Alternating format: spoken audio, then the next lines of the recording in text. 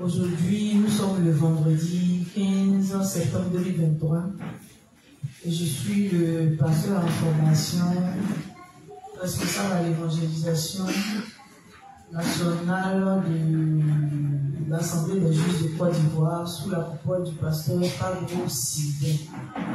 Et je me nomme Fatou Koulibaly. Le thème, aujourd'hui nous allons continuer sur notre thème, ce qu'il faut faire lorsque les péchés sont révélés. Mais avant toute chose, nous allons confier ce moment au Seigneur. Amen. Les justes, élevons la voix ensemble. Disons merci à Dieu de nous avoir sauvés par son évangile, de l'eau et de l'esprit, et confions-lui le moment. Prions. Père Céleste, nous te disons infiniment merci. Merci parce que nous tous assemblés ici, nous ne pourrons jamais nous glorifier de la chair de laquelle nous avons hérité d'Adam et Ève. Car cette chair-là est vouée au péché, vouée à aller en enfer. Car tout homme né sur la terre est pécheur. Et Seigneur, tu n'as pas fait compte de cette nature adamique, mais par grâce, par pitié, tu as envoyé ton Fils Jésus-Christ, qui est lui-même Dieu, prendre tous nos péchés, aussi bien les péchés passés, les péchés que nous commettons en ce moment, et même les péchés que nous n'avons pas encore commis. Dans le salut, il a sauvé toute l'humanité, depuis Adam jusqu'au plus petit qui sera à la fin. Nous te disons infiniment merci car par son baptême fait au Jourdain par Jean-Baptiste, sa mort à la croix, sa résurrection, son ascension, nous avons été déclarés justes une bonne fois pour toutes, non à cause de nos œuvres, mais à cause de la foi en ton évangile de l'eau et de l'esprit. Nous croyons fermement en ta sainte Trinité et nous croyons en ta justice. Merci Père de ce que tu as fait de nous, des sacrificateurs sans péché devant toi pour toujours, au nom de Jésus-Christ. Amen. Père, nous te confions ce moment. Merci Seigneur de ce que tu as dirigé ce moment du début jusqu'à la fin. Merci pour la force que tu as donnée à chacun d'être présent, d'être connecté. Merci de presser les pas de ceux qui ne sont pas encore arrivés. Merci de conduire ta servante. Merci de mettre les mots justes dans sa bouche. Merci de ce que tu as enlevé de le stress, les malaises. Merci Père de ce que tu as disposé tout un chacun ici à être béni des enseignements que tu as donnés. C'est au nom de Jésus-Christ que nous avons tous prié. Amen. Amen. Merci à Jésus. Hier, on a travaillé sur 3 thèmes. N'est-ce pas? On a vu 3 principes, non? Amen. Donc, on avait le premier principe était tiré du livre 223, paragraphe 5, où on nous disait que Satan vient chaque occasion de faire un nouveau sa foi quand il est séparé de son église et de ses leaders. Le deuxième principe sur lequel on a travaillé était tiré du livre 270, le même livre 13, pardon, page 270, paragraphe 1. On a vu que le révérend nous demandait, nous encourageait, nous saignait de nouveau à humilier nos cœurs et à être nourris sans cesse à la parole de Dieu, sans quoi nous allons périr avec le temps. Et le troisième principe sur lequel on a travaillé, toujours tiré du même livre à la page 273, paragraphe 2. Et là, le révérend nous demandait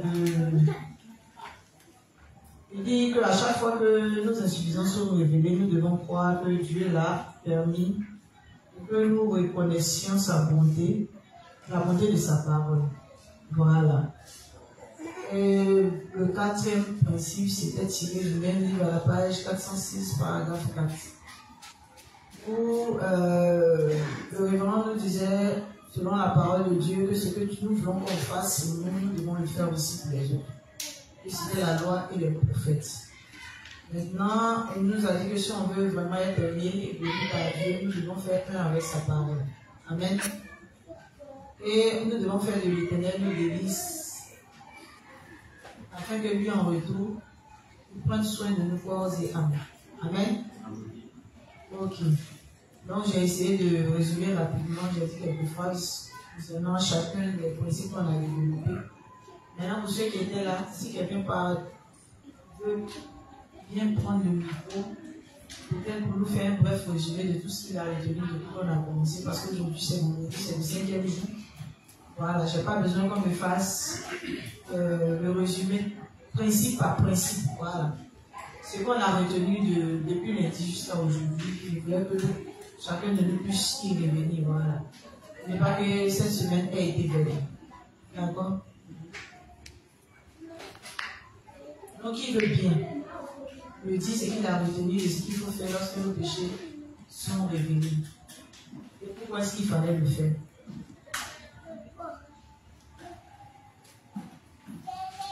Aujourd'hui, si on s'amuse à faire silence, je vais donner du monde une chirurgie. Et puis, même si j'interroge que la semaine sur prochaine, vous videz l'église. Amen. Je vais continuer de faire l'enseignement. D'accord? Donner le micro pour savoir ce que chacun de nous a retenu permet de savoir si on a compris comme ça a été dit. Parce qu'on dit, quand on est de nouveau, on doit parler. Parler la permet de purifier la bouche. Si tu ne dis pas ce que tu penses avoir compris, comment on pourra te dire si c'est bon, tu as bien compris ou pas? Donc quand on tend le micro là, c'est pas pour se moquer de qui que ce soit. Il n'y a pas quelqu'un qui est plus fort que son ami ici. Amen. Amen. Donc, dans ton, comment on appelle ça là, dans ton langage, dis-moi ce que tu as compris. On s'en fout que tu parles bien, tu parles correctement français ou pas. C'est que tu as retenu là, c'est ce qu'on veut savoir. Donc, si personne ne sauve l'assemblée volontairement, je pense que je vais susciter des gens qui vont sauver l'assemblée. D'accord? Donc, on va y aller. Mon danseur préféré à la psychologie, juste. Il y a quelqu'un qui sauvé de justesse.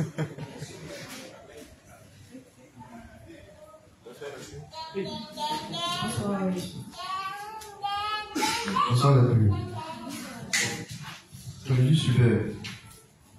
Le principe qui m'a le plus marqué, c'est sur le pardon entre frères.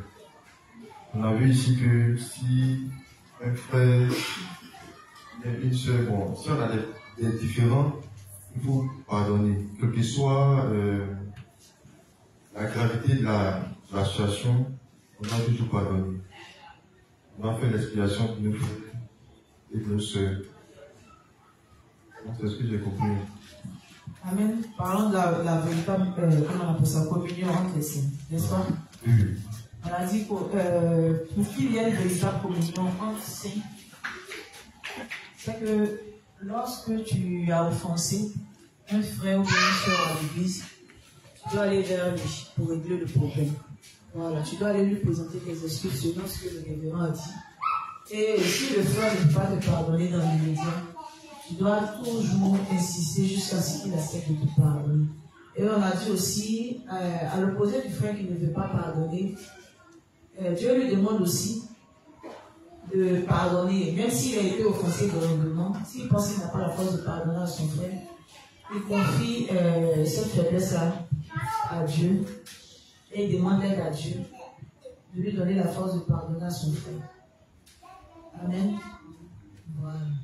Donc, même quand on est en couple, quand on s'est offensé mutuellement, on doit se demander pardon. Parce que quand on est deux justes qui sont en couple, on est des frères d'abord. Donc quand on s'offense, on doit avoir cette force à aller l'un vers l'autre pour se demander pardon.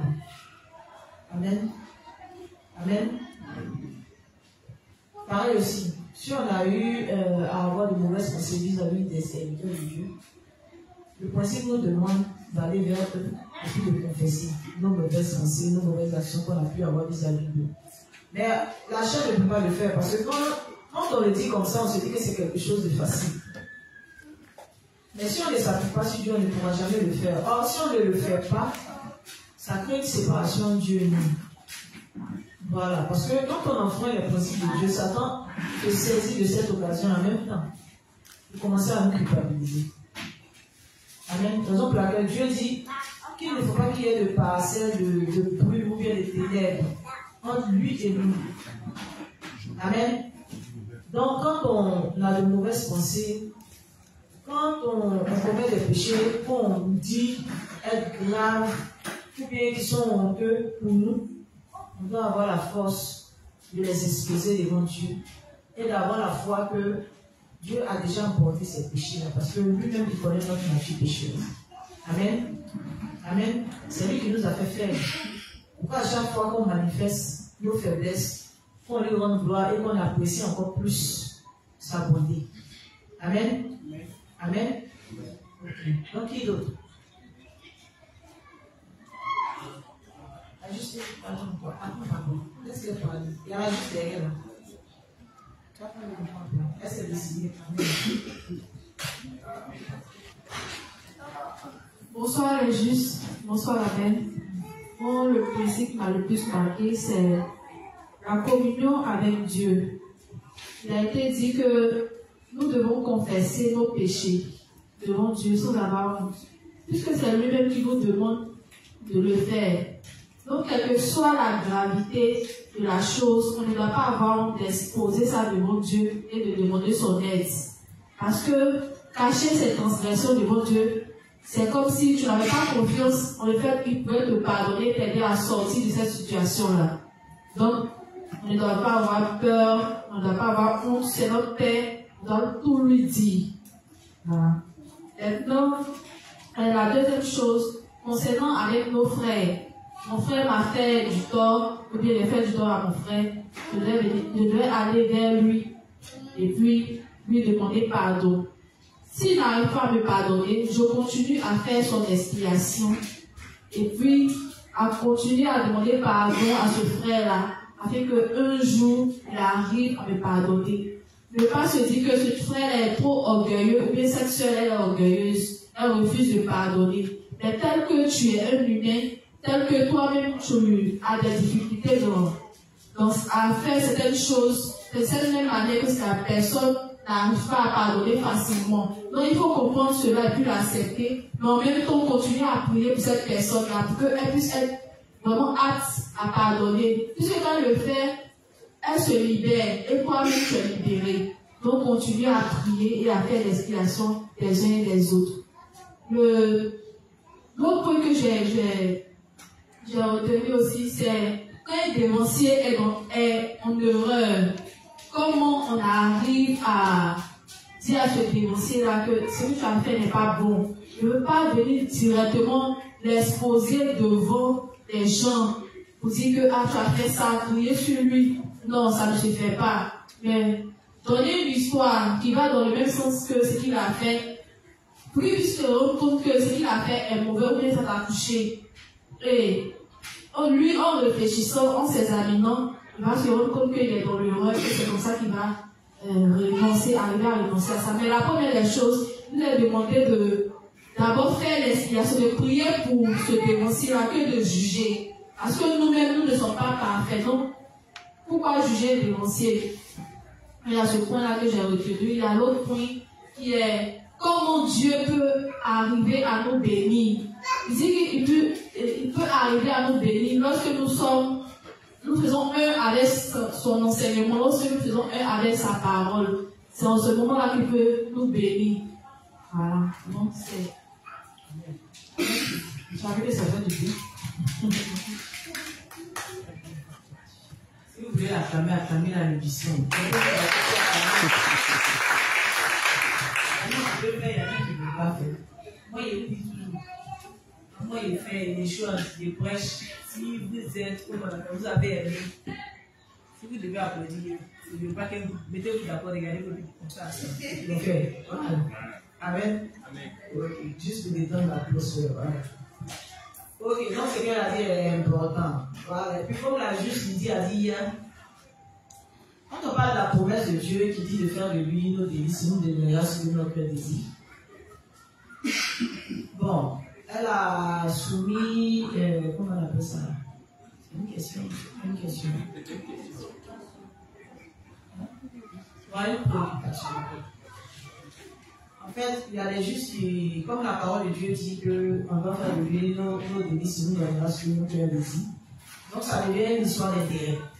C'est-à-dire que quand on fait l'œuvre de Dieu, automatiquement dans notre tête, on s'attend directement à ce que Dieu nous bénisse parce qu'on est en train de faire son œuvre. Donc on est là et puis c'est comme si on exige quoi. C'est-à-dire il fait, on doit. De toute façon on est en train de faire, en même temps il doit faire. Amen. Tout en oubliant que Dieu nous bénit chaque jour. Tout en oubliant que la plus grande bénédiction, Dieu nous a donné par l'évangile de l'eau et de l'esprit. C'est qu'à un moment donné où un autre on oublie. On oublie de se remettre, comment on appelle ça? De se remémorer de cette grâce-là, de revivre cette grâce-là, d'apprécier cette grâce-là, qu'on attend des bénédictions matérielles comme véritable bénédiction. Amen. La santé, c'est une bénédiction. Amen. Il y a des gens qui ont tout l'argent du monde, mais ils ne sont pas bonnes santé. Il y a des gens qui sont nantis, mais ils n'ont même pas l'évangile de l'eau et de l'esprit. C'est parce que l'homme aime toujours se plaindre de ce qu'il n'a pas. Que l'homme ne sait pas apprécier ce qu'il a. Amen. Amen. C'est comme ça que la chair, on dit que l'homme est un éternel insatisfait, on parle de la chair. La chair, c'est un puissant fond. La chair ne se rassasie pas. Plus tu lui donnes, plus elle en donne. Donc le juste ne doit pas être comme les gens de ce monde. Le juste, le seul fait même d'avoir reçu l'évangile de l'eau et de l'esprit, doit être tout pour lui. Déjà, être uni à l'église, servir Dieu, ça doit être la plus grande joie. Ça doit être la plus grande richesse qu'un juste puisse avoir sur la terre. Parce qu'il n'y a pas plus grande bénédiction que de travailler pour Dieu, tout en sachant qui on était et comment est-ce qu'il nous a sortis de notre comment on appelle ça, notre état de péché, comment est-ce qu'il nous a sauvés, comment est-ce qu'il nous a donné la paix du cœur. Il n'y a pas plus grande bénédiction que ça. Toutes les autres choses, selon l'honnêteté de ton cœur, selon la vérité de ton amour pour son œuvre, il va te les donner au moment opportun. Parce que Dieu bénit quand il te prépare. Quand Dieu doit te bénir grandement, il ne te prépare grandement. Il ne peut pas te préparer un peu et puis on te donne une grande bénédiction. Ce n'est pas possible. Amen. Amen. Donc la plus grande bénédiction, c'est l'évangile de l'eau et de l'esprit. C'est de faire l'œuvre de Dieu, prêcher l'évangile. C'est ça la plus grande bénédiction. Et il n'y a pas plus grande joie que de faire naître une âme. Quand Dieu se sert de toi, il fait naître une âme que tu as poursuivie, qui naît. La joie est incommensurable. On ne peut pas quantifier cette joie. Amen. Amen. Donc, cette joie qu'on ressent, qu'on fait l'œuvre de Dieu, qu'on fait naître une âme, qu'on prêche, qu'on est en train de prêcher l'évangile, et puis là, nous écoute comme ça, c'est déjà. En fait, moi, je ressens une immense joie. Je ne sais pas si c'est pareil pour tout le monde. Même quand tu es en train d'enseigner l'évangile à tes frères et soeurs, c'est déjà une grande joie. Tu fais le meilleur travail. Voilà pourquoi moi, maman est musulmane. À chaque fois que je vais là-bas, les musulmans font tout le temps les bénédictions. À chaque fois que je vais, quand je veux, et je la salue bien qu'on s'appelle au téléphone. Ah, que Dieu te donne le travail, ton travail, Dieu ne va te donner un bon travail. Et une fois, elle dit à maman que moi je travaille. Elle dit, tu travailles. Elle dit, mais elle travaille pour Dieu. Elle dit, non, mais pas de travail dans le bureau. Elle dit, ah, c'est elle qui a compris. Quand tu as compris, elle dit, merci à Dieu, mais il m'a donné le meilleur travail. C'est un travail où il n'y a pas de rigueur. C'est pas ça que je comprends. Ça dépend de comment tu vois la grâce, comment tu perçois la grâce que le Seigneur t'a fait. C'est en fonction de ça que tu peux savoir l'importance des bénédictions matérielles. Puis seulement quand tu sais Dieu, le fait d'être content, ça dépend de tes bénédictions matérielles. Et quand tu le fais, fais-le bien, fais-le avec tout ton cœur. Quand tu le fais avec tout ton cœur, tu ne peux jamais être malheureux. Tu ne peux jamais attendre millions. Millions, il va te donner au moment opportun. C'est toi qui cours après. Sinon, au moment où tu dis à ton parent, c'est là qu'il donne. Parce que Dieu ne fait pas les choses selon nos pensées. Amen. Moi, mon témoignage, je le donne plus ou moins souvent, mais pas vraiment quand je suis dans la prédication. Moi, quand je suis né, moi, je dis que je suis né de nouveau depuis 2007. Donc, aucun on se retenait depuis il y a longtemps, la mère dit. Oui, il y a eu des problèmes, à un moment donné, il y a eu des problèmes d'attention, et puis il y a eu des divisions. Non, je ne savais plus où me dire, et puis j'ai commencé à me refroidir. Je suis restée dans mon cœur, je ne partais pas à l'église. Je ne partais plus, mais évidemment, l'évangile était toujours dans mon cœur parce que j'étais véritablement né. C'était enraciné dans mon cœur quelque part. Jusqu'à il est arrivé des moments où, il est arrivé un temps dans ma vie où je suis retournée encore à mes vomissures comme un chien. Je suis retournée dans le légalisme. Je n'ai pas honte de le dire parce que ce sont des expériences que je devais vivre pour apprécier grandement l'évangile de l'eau et de l'esprit. Et quand je suis partie là-bas, à chaque fois que j'étais assise, quand les gars prêchaient, et puis c'est bizarre quand Satan veut t'éloigner de Dieu. Il y a tout, et quand tu arrives rapidement chez les légalistes, on te nomme rapidement. Tout ce que tu fais est beau. On t'apprécie vite. C'est ce que j'avais ressenti là-bas. On m'avait donné un poste.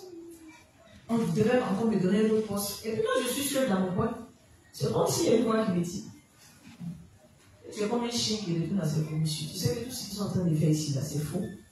Mais tu es dedans, tu n'es même pas à l'aise avec toi-même. Tu te mens à toi-même. Tu n'es pas fatigué. À chaque fois, ça m'est arrivé. Jusqu'à ce que, à un moment donné, quand j'ai quitté leur église, leur assemblée, pardon, j'étais à la maison puis j'ai fait ma prière. Je ne venais pas à l'église, mais je voyais au bord chez l'extérieur, c'était le QG. On n'avait pas encore fait les magasins, il y avait des maquillettes. Et je voyais les juges de l'assemblée là-bas.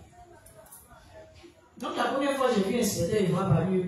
Parce que c'est quelqu'un que je voyais, bon, une fois, quelques fois, ici et là. Mais c'était quelqu'un qui avait toujours la mine serrée. Ça, c'est là. On va pas arriver là-bas. Mais on va en venir. Donc, il avait toujours la mine serrée. Ça, c'est une expression. En fait, c'est juste une carapace. Donc, quand il le voyait à chaque fois, une fois je l'ai salué, il a répondu, il a bien répondu, et puis au-dedans de moi, j'ai dit, il a même mal, je ne sais même pas. Parce que je ne suis pas serré, c'est même pas qu'il est frais ici. Pour rien. Pour rien. Et puis je suis passée. Mais quand je l'ai vu au bord parmi les justes, j'étais contente. J'étais contente. J'étais heureuse. Je voyais les frères de tête que je connaissais, qui n'étaient pas encore nés, comme moi j'étais née, qui ont commencé à naître. Et là, au-dedans de moi, j'ai commencé à me sentir honteuse. Je dis, mais tu as reçu le véritable. Tu as mis ça de côté, il y a un tiroir là-bas. Les toiles d'arrivée sont en train de pousser dessus. Et puis, regarde, elles tous sont en train de naître. Toi, tu es dehors, alors que tu connais l'évangile. Donc, à partir de là, j'ai commencé à prier Dieu. Je dis, Seigneur, je suis comme un prisonnier dans une cage. Je veux sortir de cette cage-là. Parce que je sens au-dedans de moi que j'ai la vérité, mais je ne sais pas. C'est-à-dire, je ne te sais pas. Je me sens mal. Parce qu'au-dedans de moi, je commençais à être très attristé. Donc, j'ai dit à Dieu, il faut créer les circonstances. Fais ce que tu dois faire, mais je veux te servir. C'est la seule prière que j'ai adressée à Dieu. Fais ce que tu dois faire, mais je veux te servir. Parce qu'au-dedans de moi, je ne suis pas bien. Et quand j'ai fait cette prière, j'étais encore avec le papa de mon fils aîné. Je vous dis que pour un rien, il y a une bagarre monumentale entre nous. À partir de cette bagarre, j'ai reçu ma délivrance. C'est comme ça que je me suis séparée de lui. Et je suis allée chez ma petite soeur. Parce que lui, il était musulman. Et ses parents m'exigeaient de pratiquer la religion musulmane. Si je voulais que lui, il fasse de moi sa femme. Donc c'est comme ça que j'ai quitté, je l'ai quitté. Et je suis partie vivre avec ma petite soeur. Donc quand je suis là-bas, pendant tout ce temps, Kobo ne m'a jamais abandonné. Kobo, c'est un serviteur. En fait, serviteur, ce n'est pas le qualificatif. C'est la plus grande que ça. Il ne m'a jamais abandonné. Souvent, quand vous arrivez, il venait me voir. Vous êtes en train de parler. Et quand vous parlez beaucoup, parce que notre papa, pendant qu'il est en train de parler, je dors. Il parle, pendant qu'il parle, il somnole, il dort, il me réveille. Il est là, il continue de parler. Il ne se décourage pas. Jusqu'à au-dedans de moi ici, là. Mais lui, il parle, il ne fait pas partie. Il est dormi. Mais il est là, il parle. Juste quand il est. C'est son bonjour, et puis on le voit là. C'est ce qu'il est revenu dans la société. Parce qu'il venait s'asseoir. Tu sais, le bouleversement du monde, le chapitre 7, du chemin pied comprenait rien. niveau là, c'était en bas. Mais il ne m'a jamais abandonné. Donc quand je suis restée là-bas, je ne venais pas. Quand je me suis séparée du papa de mon fils, j'étais à la maison, il avait passé mon concours des CAFOR, moi j'attendais les résultats. Moi je ne venais pas à l'église. Or il avait demandé à Dieu de créer les circonstances que je puisse unir. Et puis quand Dieu l'a fait, je suis restée à la maison, je ne venais pas. Donc une fois, comme on m'a appelé, non, j'avais joué, le concours des CAFOR n'avait pas marché. Donc j'étais attistée à la maison là-bas, et tous mes rêves s'étaient brisés. Donc, comment m'a appelé, puis m'a demandé, mais je ne t'ai pas vu. Tu voulais sortir de la maison, tu es sorti. Pourquoi on ne te voit pas à l'église? Il a dit, après je vais venir, mais il voulait te dire que mon concours de CAFOR n'a pas marché. Voilà la consolation de Kobo. Dans l'œuvre de Dieu, les gars, ça a été, peut-être ton concours n'a pas marché. On peut consoler quelqu'un comme moi. Mais je vous assure que c'était la meilleure consolation.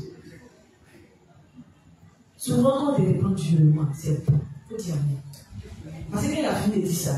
C'est comme s'il m'avait, je ne sais pas, il m'avait donné la carte de Superman. Le lendemain, je suis venu au rassemblement. J'ai eu honte juste cette minute. Parce que quasiment, je me suis rappelé que j'ai adressé cette prière à Dieu et puis que je n'avais pas tenu ma parole. Alors que Dieu avait déjà fait sa part. Donc c'est comme ça, quand je suis venu, j'ai commencé à venir. Mais je vous assure que quand je suis arrivé, quand j'ai recommencé à venir, je ne recherchais rien d'autre. Je voulais servir Dieu. Parce que tout le temps que j'avais perdu, j'avais mal et puis je voulais rattraper. C'est quand je voyais les dévancés sur le terrain, moi j'ai commencé à admirer les dévancés quand j'ai commencé à venir. Et c'était tellement merveilleux d'entendre un dévancé en train de parler, puis dans sa prédication, tu sors les versets. Mais c'est merveilleux, tu sors les versets, tu sors les mystères, explications, donc tu es là, puis c'est-à-dire tu le manges, tu le bois, tu es admiratif, quoi. Avec appétit. Donc la prière est adressée avec le Seigneur. Même si je n'atteins pas eux leur niveau, là, au moins il faut me donner une plume.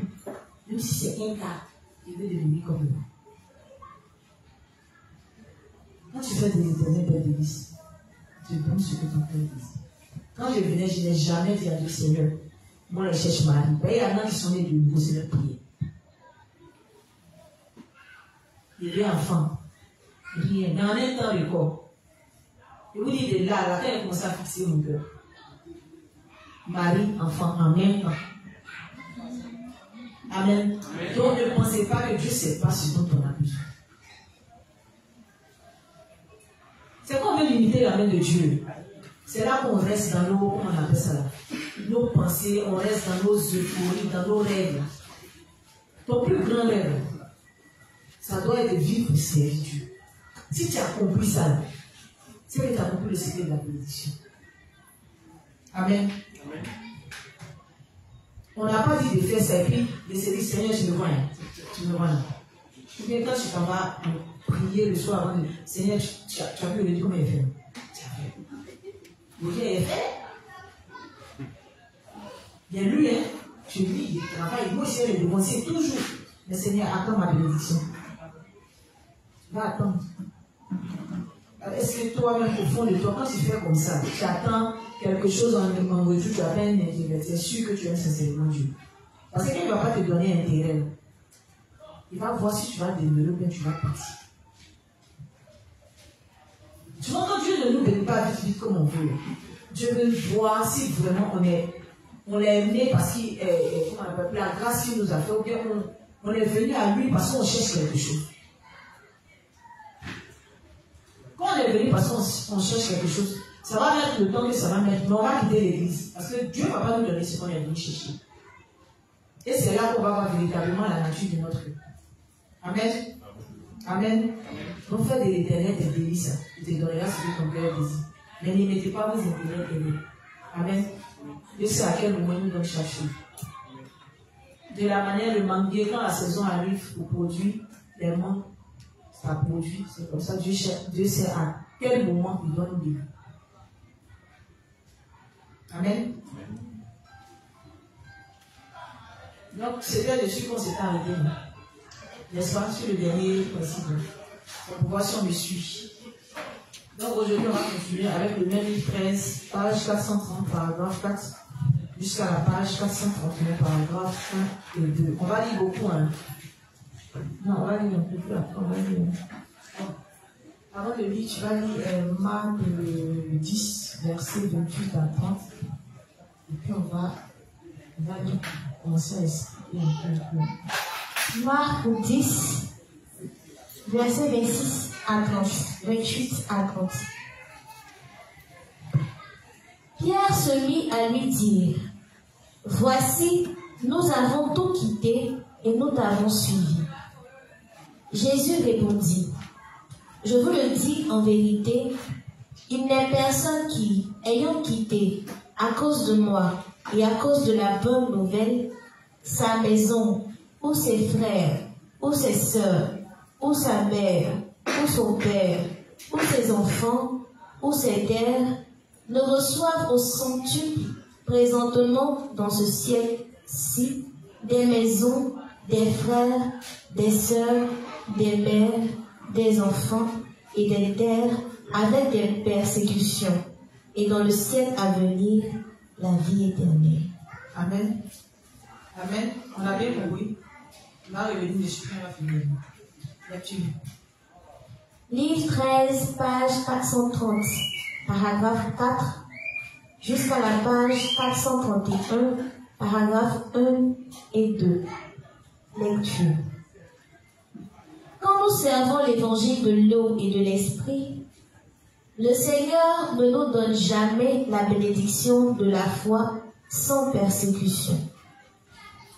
Notre Seigneur veut que nous soyons purifiés des restes charnels de nos cœurs avant qu'il nous bénisse selon son désir. Quand il pense, un tel m'est fidèle et ne se détournera pas si je le bénis, il lui donne des bénédictions matérielles aussi. Dieu nous donne une foi forte au début, puis il nous donne d'autres bénédictions en plus de la foi. Nous devons penser à ces choses. Ayant une foi profondément ancrée, nous devons nous tenir sur la parole que nous entendons, avoir des pensées spirituelles, croire en la parole de Dieu et penser à notre façon de vivre. Nous devons humilier nos cœurs devant Dieu au lieu de penser que nous sommes déjà parfaits. Nous devons laisser nos restes charnels quand le Seigneur nous amène à le faire et nous reconnaître comme nous sommes quand Dieu le veut. Et nous devons suivre le Seigneur avec un cœur pur, sans laisser nos cœurs se fermer à cause de nos insuffisances, en les renversant par notre foi. Quand nous prions le Seigneur, nous tenons sur la parole et le servons par la foi. Il nous confie diverses œuvres. Quand cela convient à Dieu, il nous bénit tellement, directement ou indirectement. Amen. Amen. Quand nous servons l'évangile de l'eau et de l'esprit, le Seigneur ne nous donne jamais la bénédiction de la foi sans persécution. Amen. Vous avez compris. Le révérend dit, quand nous servons l'évangile de l'eau et de l'esprit, quand nous servons l'évangile de l'eau et de l'esprit, le Seigneur ne nous donne jamais la bénédiction de la foi sans persécution. Amen. Donc, quand tu sers l'évangile de l'eau et de l'esprit, il faut t'attendre à ce que tu sois persécuté. Amen. Amen. Parce que tu vas dire la vérité. Et ta vérité va gêner beaucoup de personnes. Ta vérité même gêne déjà le diable. Donc dis-toi que le diable sera prêt pour toi. Amen. Dieu dit les bénissants pour un saint même d'être persécuté à cause de l'évangile de l'eau et de l'esprit. Plus tu es persécuté, plus Dieu est heureux. Amen. On persécute quelqu'un qui est dans la vérité. Sinon, quelqu'un qui est dans le mensonge, on ne le persécute même pas. Amen. Amen. Donc, ne soyez pas tristes quand on vous persécute à cause de l'évangile de l'eau et de l'esprit. Mais soyez plus heureux parce que cela doit confirmer encore plus notre foi en l'évangile de l'eau et de l'esprit. Amen. Ça doit nous conforter dans le fait que c'est parce qu'on est dans la vérité qu'on nous traque ainsi. Dans nos familles, où certains d'entre nous, on est persécutés durement Il y en a même qu'on chasse de la maison à cause de l'évangile. Je ne parle pas de ceux même qui aident les parents à les chasser. Même. Parce qu'ils sont nés de nouveau et puis ils ne respectent plus personne dans la maison. Je ne parle pas de ceux-là. Amen. Je parle de ceux même qu'on met dehors à cause de l'évangile, de l'eau et de l'esprit. Parce qu'on a des frères qui ont été mis, qui ont été même régnés, même d'autres, à cause de l'évangile, de l'eau et de l'esprit. Parce qu'on leur a dit que tu pouvais pratiquer toutes les autres religions, sauf ça. On ne veut pas de ça. C'est ça ou dehors. Tu choisis les autres religions ou bien tu quittes la maison. Amen. Il y en a même qu'on a privé de nourriture. On a privé de beaucoup de choses à cause de l'évangile. Amen. Donc qu'on soit heureux d'être persécuté à cause de l'évangile de Dieu et de l'esprit. Que cela nous motive encore plus même à faire l'œuvre de Dieu. Amen. Donc la vie du juste, quand tu nais de nouveau, tu es uni à l'église de Dieu, il faut te préparer à tout. Parce que le révérend te prévient. Parce que l'église même dit celui qui veut me suivre, il doit faire quoi? Il doit renoncer à lui, faire quoi? Porter sa croix. On vous a dit qu'une croix là, ça pèse pas. Une croix pèse. Donc toutes les difficultés, il faut te préparer à ça. Quand tu vas le suivre, il y a la disette. Il y a des fois où tu n'auras rien. Mais l'amour de Dieu est suffisant, ça suffit. Amen. Il y a des fois où tu vas tomber malade. Et puis tu n'auras pas vu la guérison. Mais Dieu ne doit pas être moins Dieu pour ça. Amen. Tu dois être heureux parce que déjà tu as l'essentiel. Amen. Tu as l'évangile de l'eau et de l'esprit. Ça c'est l'essentiel, c'est le plus grand même. Donc si ta santé te fait défaut, qu'il plaise à Dieu que tu sois en mauvaise santé, mais que ton cœur continue d'être uni à l'œuvre. On dit Amen. Amen.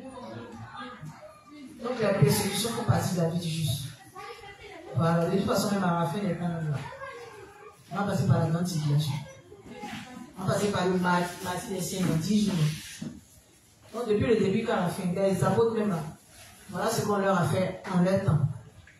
Regardez comment ils ont été persécutés à cause de l'évangile. Si eux là, ils ont nos dévancés là, voilà la vie qu'ils ont vécue à cause de la vérité de l'évangile. Nous là, pourquoi nous on pense qu'on va rester en marge? Leur vie là, c'est notre vie aussi. C'est qui leur est arrivé, ça nous est arrivé. Non, on ne peut pas lire la Bible et puis on va voir comment est-ce que les apôtres ont été persécutés, ils ont été martyrisés. Et puis on va se dire ça c'était eux à leur temps. Nous on ne va pas passer par ça, non? C'est-à-dire que tu n'as pas uni ton cœur à l'œuvre de Dieu. Quand tu unis ton cœur à l'œuvre de Dieu, tu crois en l'évangile, il faut te préparer à tout. Amen. Le Christ même, là, il a été persécuté jusqu'à la venue à la croix.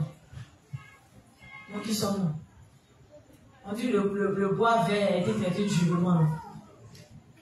Ça deviendra-t-il du bois sec? C'est ça, non? Je ne me trompe pas. Donc, on se prépare. Si le Christ est passé par là, qu'il a continué sa mission, il est allé jusqu'au bout, qui sommes-nous de fuir? Parce qu'au bout du compte, il y a le plus important. Il y a la vie éternelle. Il y a le paradis. Qui n'a pas envie de rentrer là? Non, c'est pourquoi. Il y a quelques heures qu'on va vivre, il y a quelques années qu'on va vivre sur la terre. Dans, comment on appelle ça là? Dans les problèmes là. C'est à cause de ça qu'on va renoncer à l'évangile. À cause des petits problèmes de la vie, de la galère. C'est parce qu'on n'a pas la foi en Dieu qu'on pense que la galère elle serait éternelle. Donc quand tu vis, tu sais Dieu, au moment opportun, va te donner de quoi manger, va te donner ce dont tu as besoin. Et il le dit encore même, il va te bénir plus. S'il sait que ton cœur est fidèle. Et puis Dieu permet qu'on soit persécuté. Pourquoi? Il dit quand on marche avec lui, notre Seigneur veut que nous soyons purifiés et bons. Il a dit, un tel est fidèle, il ne se détournera pas si je le bénis. Il nous donne les bénédictions matérielles aussi. Dieu nous donne une foi forte au début. Or, la foi forte ne peut pas passer sans les problèmes. Pour avoir une foi forte, on doit passer par les problèmes, on doit passer par les difficultés. Parce que c'est comme un test. Si Dieu ne nous fait pas passer par les problèmes, si on est toujours dans le bon, on ne va pas vraiment voir comment on appelle ça. On ne va pas vraiment voir comment Dieu se manifeste dans notre vie. Donc Dieu nous fait passer par les problèmes pour voir si véritablement, même dans la disette, on a la foi qui demeure Dieu pour nous. Amen. Si on a supporté les problèmes, on n'a pas abandonné Dieu. Dieu même sait que devant, s'il nous donne les bénédictions, on ne va pas nous laisser. Et si déjà, pour le premier petit problème, on met un pied à l'église, il y en a qui font du chantage. Une, deux, trois, quand il y a quelque chose qui ne va pas, moi, il y a quitté l'église. Quand tu quittes l'église, tu fais du mal à qui? Tu vas avec qui en enfer? Pas facile. Dieu nous éprouve sans cesse. C'est pour voir notre fidélité. C'est dans les problèmes, on dit, même souvent dans le jargon, quand on parle, on dit, tu reconnais ton véritable ami ou bien ton véritable parent lorsque tu es dans les difficultés. Quand il est avec toi, tu sais que celui-là, c'est quelqu'un sur qui tu dois compter. Mais quand tu es dans les problèmes qui te fuient, quand tu sors de tes problèmes, tu peux marcher avec lui. Tu le mets de côté rapidement, mais c'est un prêtre. Mais c'est de cette même manière que Dieu procède aussi. Si on doit le servir, il doit voir si on peut lui rester fidèle. Si on est dans les difficultés, c'est quand on est dans les difficultés, c'est quand on traverse des moments difficiles que Satan vient avec ses propositions. C'est en ce moment que Satan vient nous charmer, il vient nous séduire. Et quand Satan vient nous séduire, quand on le rejette, on le raboute, Dieu sait que lui là, il est fort, il n'y a rien. Je vais prendre un exemple physique. Toi, tu n'as pas grand-chose, tu as ta petite go, ta petite chérie. Et puis, tout le temps, c'est elle qui est dans tes oreilles. Il est tellement qu'à la mort ensemble. Et puis, il y a un boss qui combat aussi ta chérie. Le boss, lui, dans la voiture, il a tout ce qui va avec son type de boss. Lui vient aussi avec tous ses actes. Mais la petite, elle résiste. Elle dit, c'est toi. Le boss fait tout, mais elle dit, c'est toi. Demain, dans ta galère, elle est restée avec toi. Demain, quand toi, tu vas percer, tu vas laisser cette fille. Et tu sais que, jusqu'à, comme on le dit, jusqu'à la race, elle reste à tes côtés. Tu sais qu'elle est fidèle. Parce que dans ta galère, elle n'est pas allée avec le boss. Elle est restée attendue quand tu es devenu quelqu'un. Si Dieu ne voit pas à quel point on est amoureux de lui, que déjà au premier petit problème, quand Satan vient faire proposition, on va avec Satan. Il n'est pas fait quoi? Il ne faut pas compter sur nous. Amen. À cet exemple terre à terre, j'espère qu'on se suit, on se comprend. Voilà. Dieu, quand il permet qu'on soit dans les problèmes, dans les difficultés, quand il ne nous donne pas vite, c'est parce qu'il est en train de préparer notre foi à de grandes bénédictions. Le révérend même à Dieu l'a traité parce que dans tous ses livres, il met un peu comment est-ce que Dieu l'a malmené d'abord avant de le bénir aujourd'hui.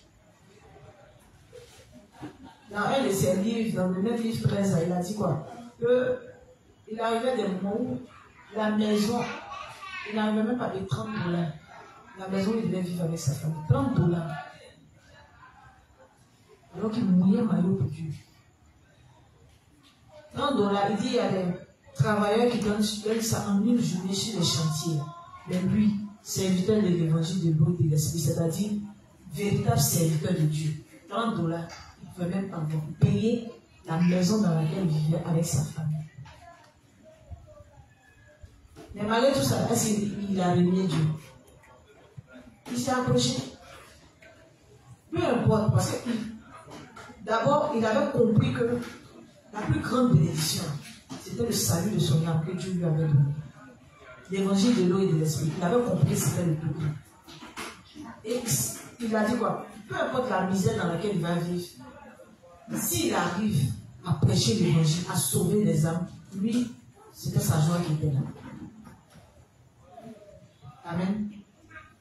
Et il avait foi en la parole de Dieu qui dit, si tu fais de l'Éternel des délices, il va te donner ce que ton cœur désire.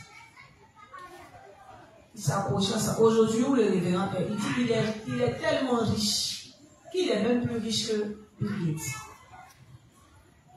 Mais il n'a pas été riche en un jour. Maintenant, pour nous, on veut que ce soit en un jour. On n'a même pas eu 2 ou 3 difficultés nécessaires. On veut être béni monstrueusement. Pourquoi?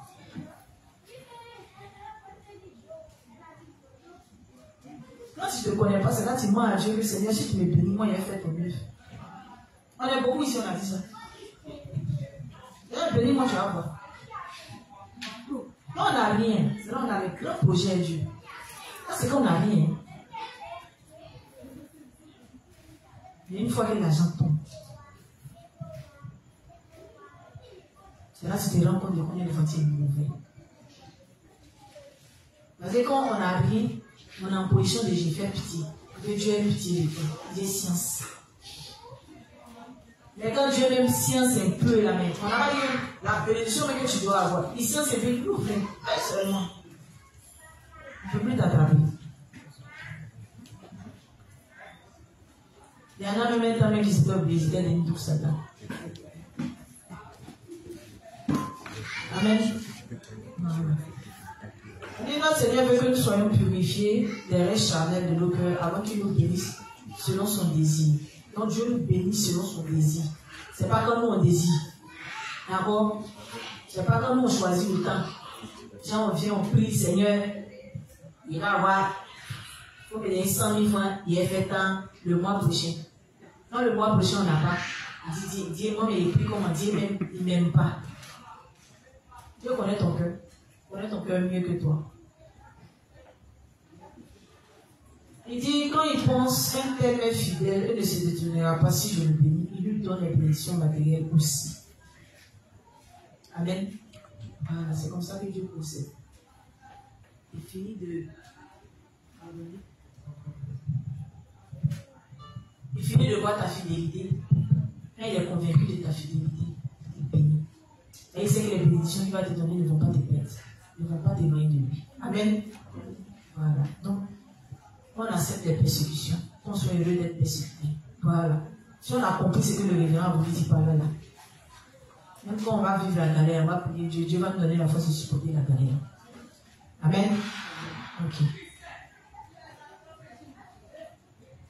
Nous devons penser à ces choses ayant une foi profondément ancrée. Nous devons nous tenir sur la parole que nous entendons, avoir des pensées spirituelles. Donc voilà le secret. On dit, nous devons penser à ces choses ayant une foi profondément ancrée. Nous devons nous tenir sur la parole que nous entendons. Donc, croire en la parole de Dieu, en toute la parole de Dieu. D'accord? Et puis mettre notre foi en ces paroles. Amen. Amen. Maintenant, il nous dit quoi? Avoir des pensées spirituelles. Amen. On est dans un corps de péché. Donc, la chair va toujours nous envoyer des pensées charnelles. Mais un juste ne doit pas être trop charnel, comme je l'ai dit hier. Amen. Si un juste sent que l'amour de Dieu, il ne commence plus à ressentir la joie. Quand il repense à comment est-ce que Jésus l'a sauvé, ça veut dire qu'il devient trop charnel. Amen. Ça veut dire que son cœur est en train d'être attiré par les choses du monde. L'amour de Dieu est en train de s'éloigner de son cœur. Amen. Un juste, il doit être heureux. Amen. Lorsqu'il pense à l'évangile de l'eau et de l'esprit, il doit être toujours dans la joie. Amen. Un juste doit être dans la joie quand il est uni aux activités de l'église. Quand il est à côté de ses dévanciers, il doit être heureux. Un juste doit être heureux quand il est en train de lire. Quand il est en train de faire les œuvres spirituelles, il doit être heureux. Un juste qui commence à sentir, c'est-à-dire, comment on appelle ça, à se sentir mal. Quand il est avec ses frères, il se sent gêné, il n'a pas envie de rester avec ses frères. Il est plus à l'aise quand il est avec les pécheurs qui se réexaminent. Son cœur est en train de s'éloigner de Dieu. Un juste qui fait une activité et puis qui commence à trop se plaindre dans son activité au détriment de l'œuvre de Dieu. C'est que son activité est en train de devenir Dieu pour lui. Il est en train de devenir une activité de Dieu. Amen. Amen. Amen. Voilà. Nous devons laisser nos restes charnels quand le Seigneur nous amène à le faire et nous reconnaître comme nous sommes quand Dieu le veut. Amen. Donc quand Dieu nous montre notre nature, on doit reconnaître qui on est et on doit glorifier le nom de Dieu. Comme on l'a lu hier, on dit Dieu permet ces circonstances-là. Il nous permet de vivre des témoignages concrets de sa parole pour nous montrer qu'il est, comment on appelle ça, sa parole est la vérité. Voilà. Et on doit le vivre pour pouvoir apprécier encore plus l'évangile de l'eau et de l'esprit, l'amour qui nous a manifesté à travers l'évangile de l'eau et de l'esprit. Parce que c'est lorsque on vit des actions concrètes, lorsque nous manifestons les faiblesses de notre chair au quotidien, lorsque nous avons les mauvaises pensées qui montent en nous, pour reconnaître que la parole de Dieu est vérité. Et sans ce moment-là, quand on admet, on reconnaît que si nous devons rester, si nous devons par nous-mêmes, nous saurons qu'on allait partir en enfer. Mais on rend encore gloire à Dieu parce que tous ces péchés, il les a pris sur lui par l'eau de son baptême, puis par le sang de sa croix. Il nous a scellés du sceau du ciel parce qu'il a fait de nous ses enfants. Amen. Donc sans cesse, confirmer notre foi dans l'évangile de l'eau et de l'esprit du bon Dieu. Amen. Voilà. Mais quand on expose nos faiblesses, on doit les exposer honnêtement et sincèrement. Parce que quand on fait notre profession de foi, quand elle n'est pas sincère, Dieu n'intervient pas. Amen. Dieu ne va pas intervenir. Quand ce n'est pas sincère, Dieu ne fasse quoi? Tu n'as pas envie de quelque chose que tu fais semblant parce qu'on t'a dit de faire. Dieu que Dieu intervienne, ne pas faire quoi? Tu traverses des faiblesses, comment on appelle ça, des mauvaises pensées. Tu as des péchés qui montent en toi, tu as des faiblesses que tu manifestes, dont tu n'arrives même pas toi-même à t'en défaire.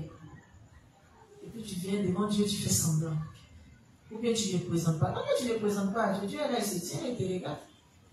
Il se dit que lui, tu as la solution à tes problèmes. C'est que tout va bien si tu ne le présentes pas. Amen. On présente nos problèmes à Dieu, on est en train de montrer nos limites à Dieu. Seigneur, on ne peut pas de nous-mêmes. Si tu n'interviens pas, ce n'est pas bon. Si tu n'interviens pas, on ne peut pas. Et pour ce faire, on doit se réexaminer sans cesse au regard de la parole de Dieu. Si tout ce qu'on est en train de faire, tout ce qu'on est en train de penser est différent de la parole de Dieu, ça s'oppose à la parole de Dieu, ça veut dire que non, c'est pas bon, on rejette carrément. Amen. Amen.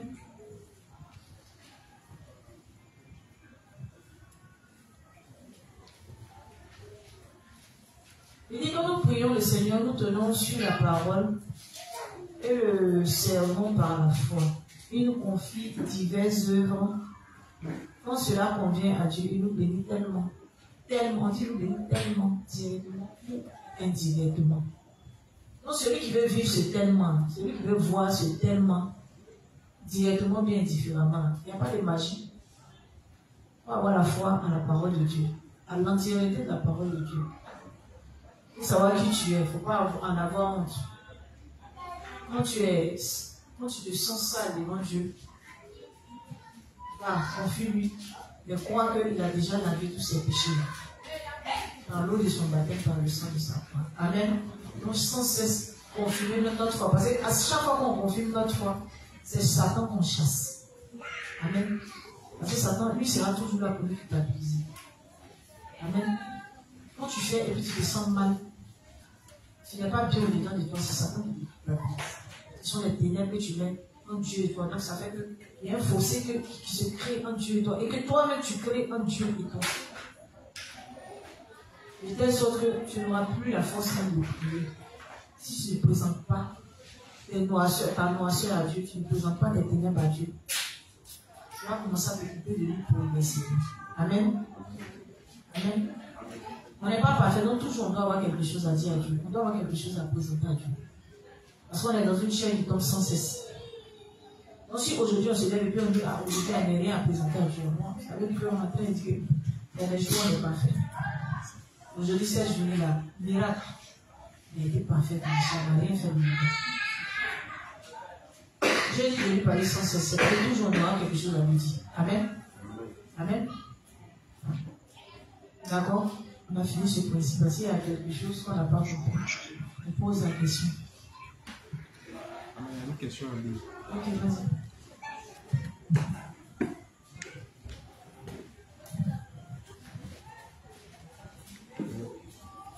Question de Aquila le Sage. Dit bonsoir les saints, bonsoir pasteur.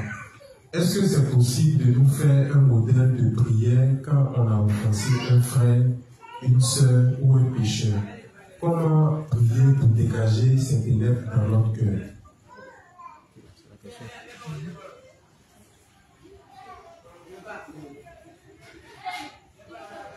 Bonsoir, le juge Akila. Je pense que le modèle de confession de foi est sorti. Il y a différentes étapes. Je pense que dans la première étape, on fait la confession de avant qu'on ne soit né de nouveau. Dans la deuxième étape, quand on est né de nouveau, tout ce qu'on réalise chaque jour, n'est-ce pas? Dans la troisième étape, on fait la confession de nos frères, n'est-ce pas? La quatrième étape, je pense que c'est la confession de nos parents, voilà, biologiques, voilà. Puis la quatrième étape, c'est pour toutes les âmes péchereuses du monde entier, n'est-ce pas? C'est la cinquième étape, pardon. C'est ça, non? Okay. Maintenant, dans la deuxième étape qui nous concerne, là, on dit quoi? On cite en détail tous les péchés que nous avons commis. Toutes les pensées, mauvaises pensées qu'on a eues. On les présente à qui? On vient les présenter à Dieu. Rappelle-moi sa question, pas que je perde le fil. Dis, est-ce que c'est possible de nous faire un modèle de prière quand on a offensé un frère, une soeur ou un pécheur? Comment prier pour dégager cette ténèbre dans notre cœur? Si on vient faire un modèle de prière, je pense que ça serait une incitation. C'est selon le ressenti. Moi, je ne peux pas, Akila, je ne peux pas ressentir ce que tu ressens par rapport à ce que tu as fait au pécheur, par rapport à ce que tu as fait à ton frère, par rapport à ce que tu as fait à ta soeur. Donc, c'est toi avec des mots qui pourra dire comment est-ce que, comment on appelle ça?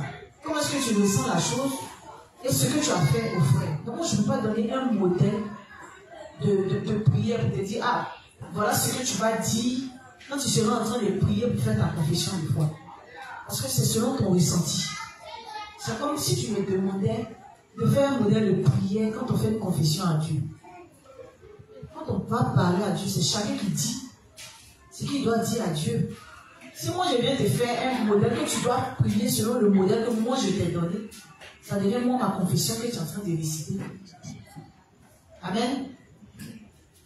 Amen. Donc c'est selon ce que tu ressens, selon ton ressenti, selon la faute que tu as commise. Voilà, c'est ce que tu présentes à Dieu. Sinon, de façon terre à terre, jusqu'à là où on est arrivé, on nous a fait confesser en détail nos fautes à Dieu, n'est-ce pas? Tout en se rappelant qu'on est dans une chair qui est imparfaite et que Dieu a déjà emporté tous ces péchés-là par l'évangile de l'eau et de l'esprit. Et ce faisant, quand on finit de confirmer notre foi, on demande l'aide à Dieu pour renoncer à ses faiblesses. Amen. Voilà. Donc c'est la réponse que moi je peux lui donner. Qui d'autre a une question?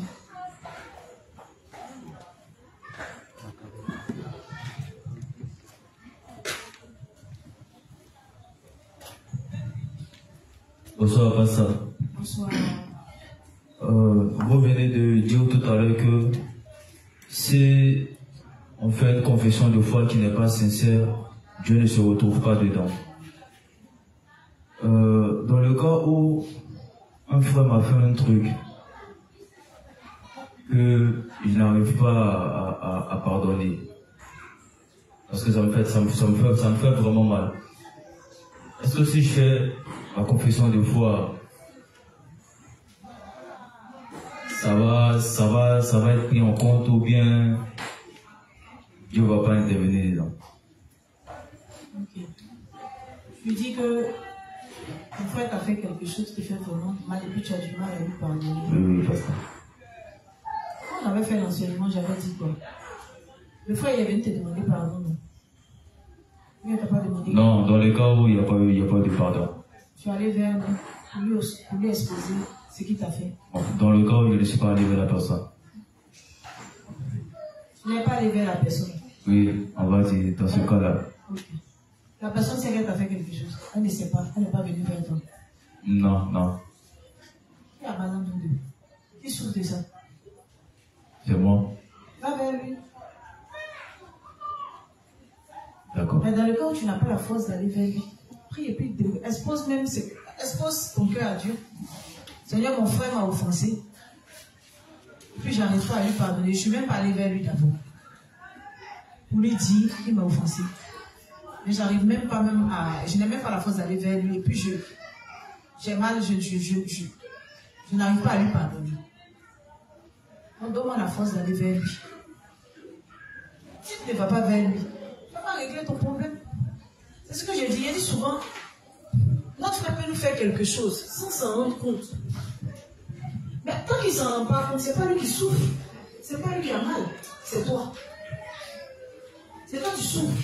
C'est toi que Satan va venir, comment on appelle ça, aider à le détester. Parce que quand tu ne vas pas vers lui et que tu as ça encore dans ton cœur, tu es en train d'éviter Satan dans le aide-moi à détester. Parce que chaque fois que tu vas voir ton frère, ça ouvre la blessure, n'est-ce pas? Et quand ça ouvre, lui, il ne sait pas. Souvent, il ne sait pas bien poser avec le petit lit lui. Alors que dedans, tu as mal. Pourquoi? On sait qu'on est hypocrite, on est méchant, mais quand même, si tu as mal, tu as ton poumon et tout, dis à ton frère, parce que c'est ce que la parole même de Dieu dit. Va lui exposer ton cœur. Quand tu vas lui exposer, si bon, il estime que lui ne voit pas ce qu'il va faire, demande à Dieu qu'il pardonne. Et puis avance. Amen. Il faut pas te pourrir l'existence avec cette vie. En le faisant, tu vas contre la parole de Dieu. Parce que Dieu dit d'aller. Si ton frère t'a offensé, va avec lui. Parce qu'on doit se pardonner les uns les autres. On doit prier les uns pour les autres. Au lieu de regarder, c'est pour toi seul. Tu es dans ton monde, toi seul, tu te moissis. Donc tu vas avoir une scène pour rien. Alors que lui vit sa vie au calme. Donc, toi qui as le problème, toi qui as ce mal, c'est toi qui dois aller vers ton frère. Maintenant, si tu penses que tu n'as pas la force, exposer ton cœur à Dieu, demande-lui l'aide. Tu vas vers ton frère. Mais que ce soit dans un bon ton. Parce qu'on n'a pas dit d'aller pour aller dans un climat de, comment on appelle ça là, de je m'en vais lui faire payer ce qu'il m'a fait. Non, c'est ton frère. Tu vas vers lui, causer avec sagesse. Tu vas le faire avec politesse. Tu lui expliques les choses. Il y a la manière de s'y prendre. Pour amener l'autre à comprendre l'ampleur du dégât qu'il a eu à faire dans notre vie. Il y a la manière de s'y prendre. Souvent, on ne sait pas parler. Et puis, généralement, nous, c'est le cas. Amen. Amen. Voilà. Donc, c'est ce que je peux te dire. Concernant le travail qu'on a fait, le travail sur lequel on a stagié depuis lundi. Il faut partir. D'accord? Voilà. Que tu donnes en fait. Qui d'autre?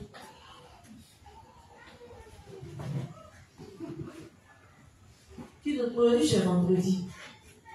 Ne me dites pas que vous avez posé toutes vos questions. Ça va? Ok. Page 270, livre 13, paragraphe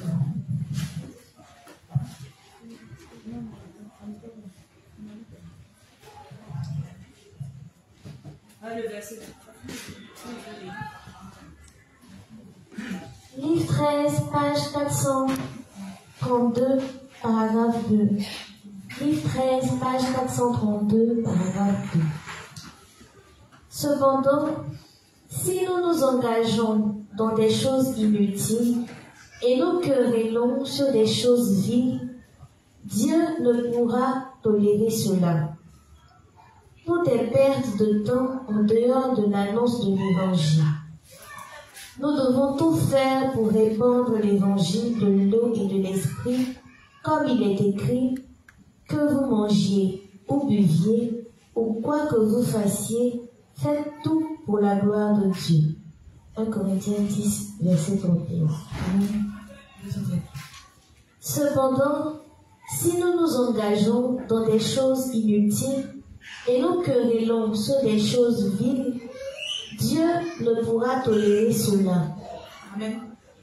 Non, ma carotte. C'est utile de garder ça dans ton cœur parce que pourquoi est-ce que Dieu est glorifié?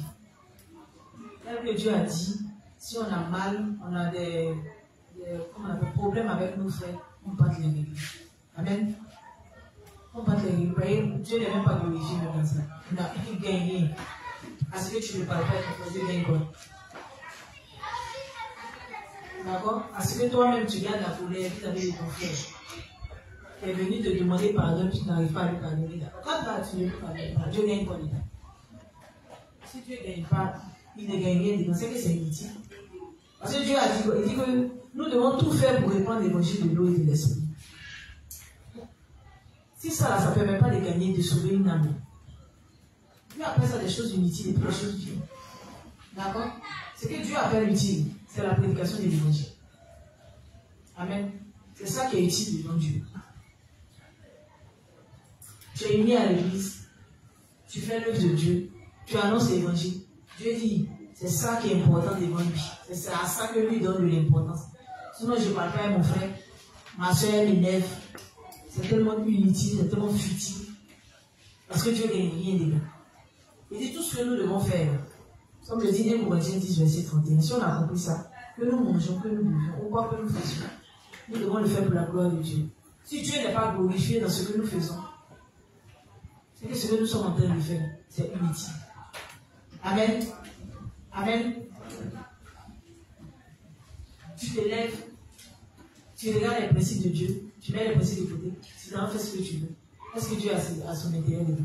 Tu l'as fait pour la gloire de Dieu. Quand tu manges mal, pourquoi est-ce que Dieu est glorifié? Alors que Dieu nous demande de bien manger pour être en bonne santé. Donc, en toute chose, nous devons chercher les intérêts de Dieu. Puis, dans le fait de ne pas nous parler, là, Dieu n'a aucun intérêt dedans. On se parle. Est-ce qu'on se comprend même? Est-ce que c'est pour Dieu qui doit compter? Si Dieu passe en première position dans notre vie, c'est toujours ses intérêts, on doit chercher. Et puis on est né de nouveau là, mais on est même plus. Nous là même, on est devenus esclaves de Dieu. Quand tu es esclave de Dieu, tu vis pour servir ton maître. Amen. Tu vis pour servir ton maître. Un esclave, est-ce qu'il a quelque chose à dire devant son maître? Dans la maison de son maître, il fait silence. Il n'a rien à dire. On lui dit passe ici, il passe là. Mais nous, on dit on est devenus esclaves de Dieu. Puis quand Dieu nous demande de passer, nous on dit non, là, il y a caca, là, il y a les trucs, ça ne m'arrange pas. Moi, je veux passer là. C'est nous, on a notre mot à dire dans l'œuvre de Dieu. Dieu nous dit, on doit s'entendre. Et puis c'est nous, on s'arrange pour ne pas s'entendre. Et puis on dit Dieu a son intérêt dedans. Et puis c'est nous, on va s'asseoir, on ne parle pas à notre frère. Genre, on a de la colère, du ressentiment vis-à-vis de notre frère. Et puis c'est nous, on va s'asseoir. On prie Dieu juste quand Dieu n'est pas nous bénir. On va te bénir comment?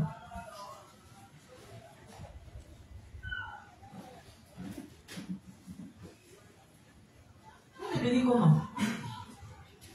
Parce que quand tu vas contre la volonté de Dieu, en quoi est-ce que Dieu a des intérêts? Quand Dieu n'a pas d'intérêt dans tout ce qu'on fait, on ne doit pas faire. Amen. On ne doit pas faire. Non sans cesse, on s'est examiné et puis on se demande, c'est qu'il est en train de faire. Est-ce que Dieu a son intérêt dedans? Si Dieu n'a pas son intérêt, on laisse ça de côté. C'est que c'est inutile. C'est qu'on casse notre temps. On n'a rien compris. Tu manges, ça doit être pour la gloire de Dieu. Il faut bien manger. Amen. Donc, les gens qui avaient, nous, parmi nous ici, là, nous qui avions des choses, comment on appelle ça, des animosités vis-à-vis de nos frères, parce que on est là, on est dans la chaîne. Souvent, on peut voir un frère, et puis pour rien, on ne le connaît pas, que dis-je? On le voit, on n'a jamais échangé avec lui. Mais on le déteste. Il nous énerve à tel point qu'on ne sait même pas. Mais quand il vient nous saluer, c'est nous, on sourit, il faut qu'on connaisse. Mon frère, ça va. Pourtant, s'il ouvrait notre cœur, il allait être découragé. On est là, on est juste. Mais quand nous-mêmes on s'assoit avec les pécheurs pour critiquer nos frères justes, c'est avec fougue, avec énergie, avec plaisir. Tu es là, tu dénigres ton frère juste avec un pécheur. Tu es content.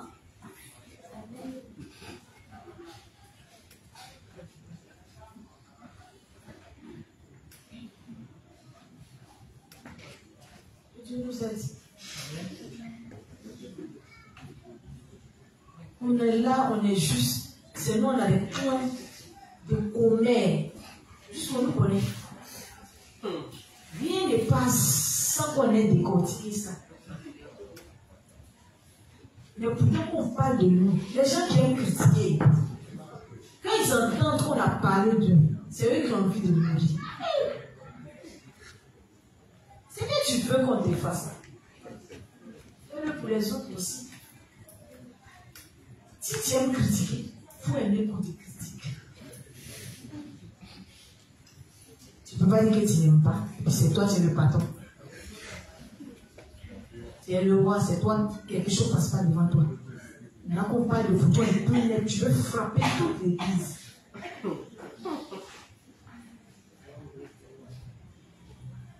Tu es rancunier. Quand on te garde tranquille, c'est toi tu as mal. Tu convoques l'église. Regarde, fais une assise. Le frère, là, je sens qu'il ne m'aime pas. Mais toi-même dans ton cœur, tu aimes qui? Et tes dévanciers, mais tu ne l'aimes pas. Et les dévanciers, même, eux-mêmes, ceux qui souffrent le plus là, sont les dévanciers. Mais il n'y a pas plus grande hypocrisie que de voir les deux. Eh, le Père! Mon Père, moi, mon Père aimé. Il n'est pas donné d'eau. Et il donne d'eau. Mais tu te fatigues, qu'est-ce qu'il est en train de faire? Dieu n'a même pas son intérêt. Donc c'est perte de temps inutile. Ce temps, même si tu avais pris le temps on peut faire le commérage, on se met, on peut faire 2 heures de temps en train de boire, ça ne finit pas. Si on avait pris ça pour aller s'asseoir, on aurait pris un livre même pour Dieu, on aurait pris encore.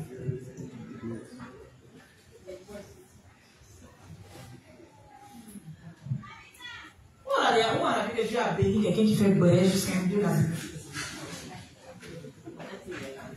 Toi dans l'église, on te connaît en tant que le roi du béret. Dieu n'est pas de bénir. Amen. Exposons notre véritable cœur à Dieu. Il nous connaît. Devant lui, là, on est nu. Seulement, on pense qu'on cache, on ne peut rien cacher à Dieu. S'il y a des pensées, tu as des pensées, de vilaines pensées qui vont t'exposer à Dieu rapidement.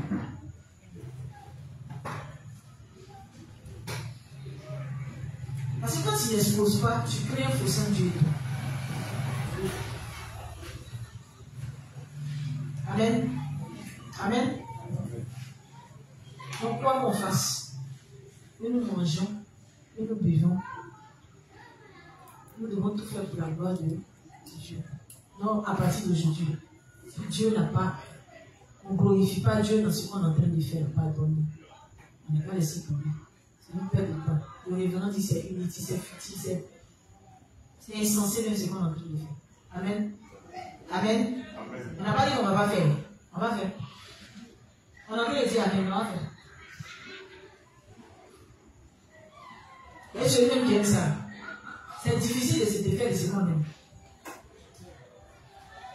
Amen. Mais on doit s'appuyer sur Dieu. Et puis on doit se réexaminer sans cesse. On doit demander l'aide à Dieu pour renoncer à ça. Et puis on a notre effort à faire. Donc si tu vois que ta bouche veut parler, quand tu as commencé à adresser la prière, quand tu vois que ta bouche veut parler, tape sur ta bouche. Pour traiter ton corps durement. Là, te retenir un peu. Amen. As-tu des questions? À qui là? C'est pas lui.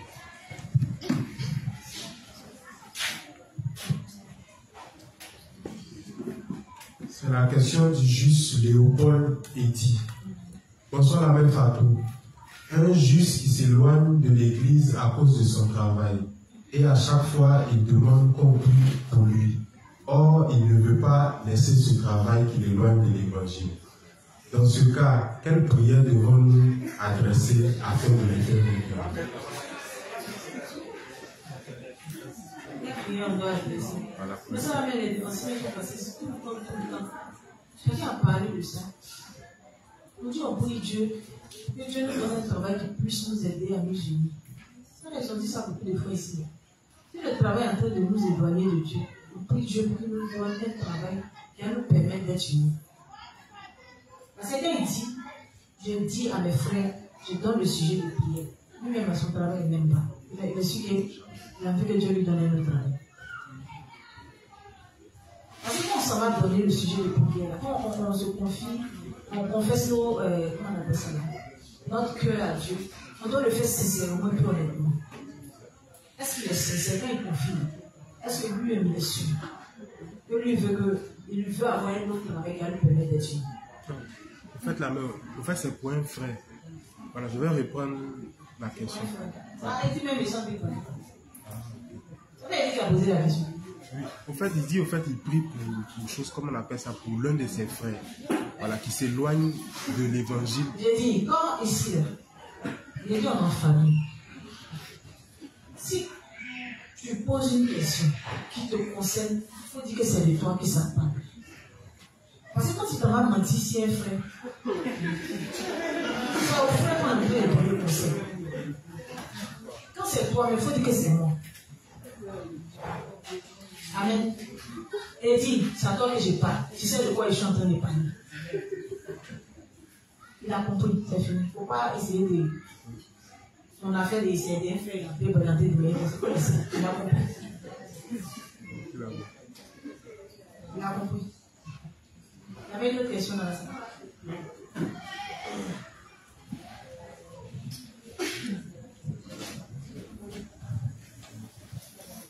Bonsoir, pasteur. Bonsoir. Moi, ma question est que hier, je suis tombée, vous avez dit qu'on se confie entre nous. C'est quand au fur et à mesure que tu te confies à ta soeur, bien ton frère, tu commences à l'aimer, puis jusqu'à ce que vous devez quitter l'église. Moi, j'ai un souci plus grand que ça. Quand moi, je suis énervée, je cherche quelqu'un pour m'expliquer. Quand j'ai un souci, bon, si tu appelles le dévancier, il est occupé, il n'arrive pas à décrocher, et que ta soeur venait de t'appeler, que tu te rappelles d'elle, et puis maintenant, dès que vous avez fini de communiquer, ça n'a pas duré, puis le problème est arrivé. Maintenant, tu appelles le dévancier, s'il est occupé, qu'il n'a pas pu décrocher à ton appel. Et puis maintenant, tu rappelles cette soeur ou bien ce frère pour lui expliquer le problème qui se passe. Et puis maintenant, bon, la soeur, elle arrive à te calmer. Quand elle finit de te calmer, puis maintenant tout se passe bien, mais elle te dit, bon, comme tu as essayé d'appeler le dévancier, et puis n'a pas décroché, après, il faut le rappeler. Tu rappelles, ça passe pas, ça sonne, il décroche, parce qu'il est occupé. Maintenant, je lui envoie un message. Moi, mon problème, c'est que quand moi je suis fâché, en tout cas, je suis fâché. Moi, il ne faut pas me dire à peu près. Si je suis content, c'est que je suis content. Si je suis fâché, je suis fâché. Parce que l'exemple, je l'explique. Le samedi, quand je ne me portais pas bien. Je ne me portais même pas bien. Je suis allé couper les médicaments, je suis entré même mon médicament au feu. Puis il y a eu un souci qui s'est passé il y a longtemps. Et que cette dernière, cette soeur est au courant. Et puis maintenant, le dévancier aussi est au courant. Mais, quand ça s'est passé, la personne n'était pas présente. Le dévancier m'a dit, il faut demander, si la personne est là, demande-lui pourquoi la personne a posé l'acte. Maintenant, la personne avait voyagé. Une semaine après, la personne est venue. Bon, quand j'ai vu la personne étant fait mes trucs, je me suis énervée. J'étais énervée même. Je ne vais pas dire que j'étais énervée. J'étais dans la maison, puis j'attends savoir. Je suis ressortie, il était parti. Quelques minutes après, moi, il était en train de mon fils, j'ai vu la personne. Il est rentré dans la couche, je suis parti vers lui. Quand je partais vers la personne, j'ai dit à la personne, il a posé la question à la personne, pourquoi tu as posé cette acte? Et puis la personne me dit carrément, toi, il faut me laisser que j'ai assez de problèmes. Toi, c'est quand l'homme a les problèmes que toi, tu viens poser tes questions. Et le propriétaire était là, puis me dit, ah, il faut te calmer, que ça vient passer, pour vous oublier ça, il faut le laisser. Moi, en tout cas, je n'ai pas écouté ce propriétaire. Si le jeune s'était arrêté devant moi, peut-être il allait finir, peut-être on n'allait pas dire va l'aider ici. Donc, quand je me suis retournée, j'étais tellement énervée, quand j'ai fini d'appeler la soeur, elle n'a pas décroché, si j'allais me coucher. Et puis elle m'a appelé après, mais je n'ai pas décroché. Jusqu'à ce qu'après, vers les 21h, je lui ai envoyé un message, ah, je n'étais pas contente. Puis elle m'a demandé, je l'ai expliqué. Donc, dans ce cas-là, tu fais comment? Parce que vous avez dit que quand vous confiez à chaque fois, moi, quand j'ai un problème, en même temps, je veux m'expliquer à quelqu'un pour me calmer. Si je m'explique, je ne suis pas expliqué là. Si ça comme ça, souvent, je ne viens pas lui. Si je suis trop fâché là, je ne vais pas venir montrer mes humeurs à tout le monde. Je préfère me coucher passer le temps, puis le sommeil va me prendre quand je vais dormir.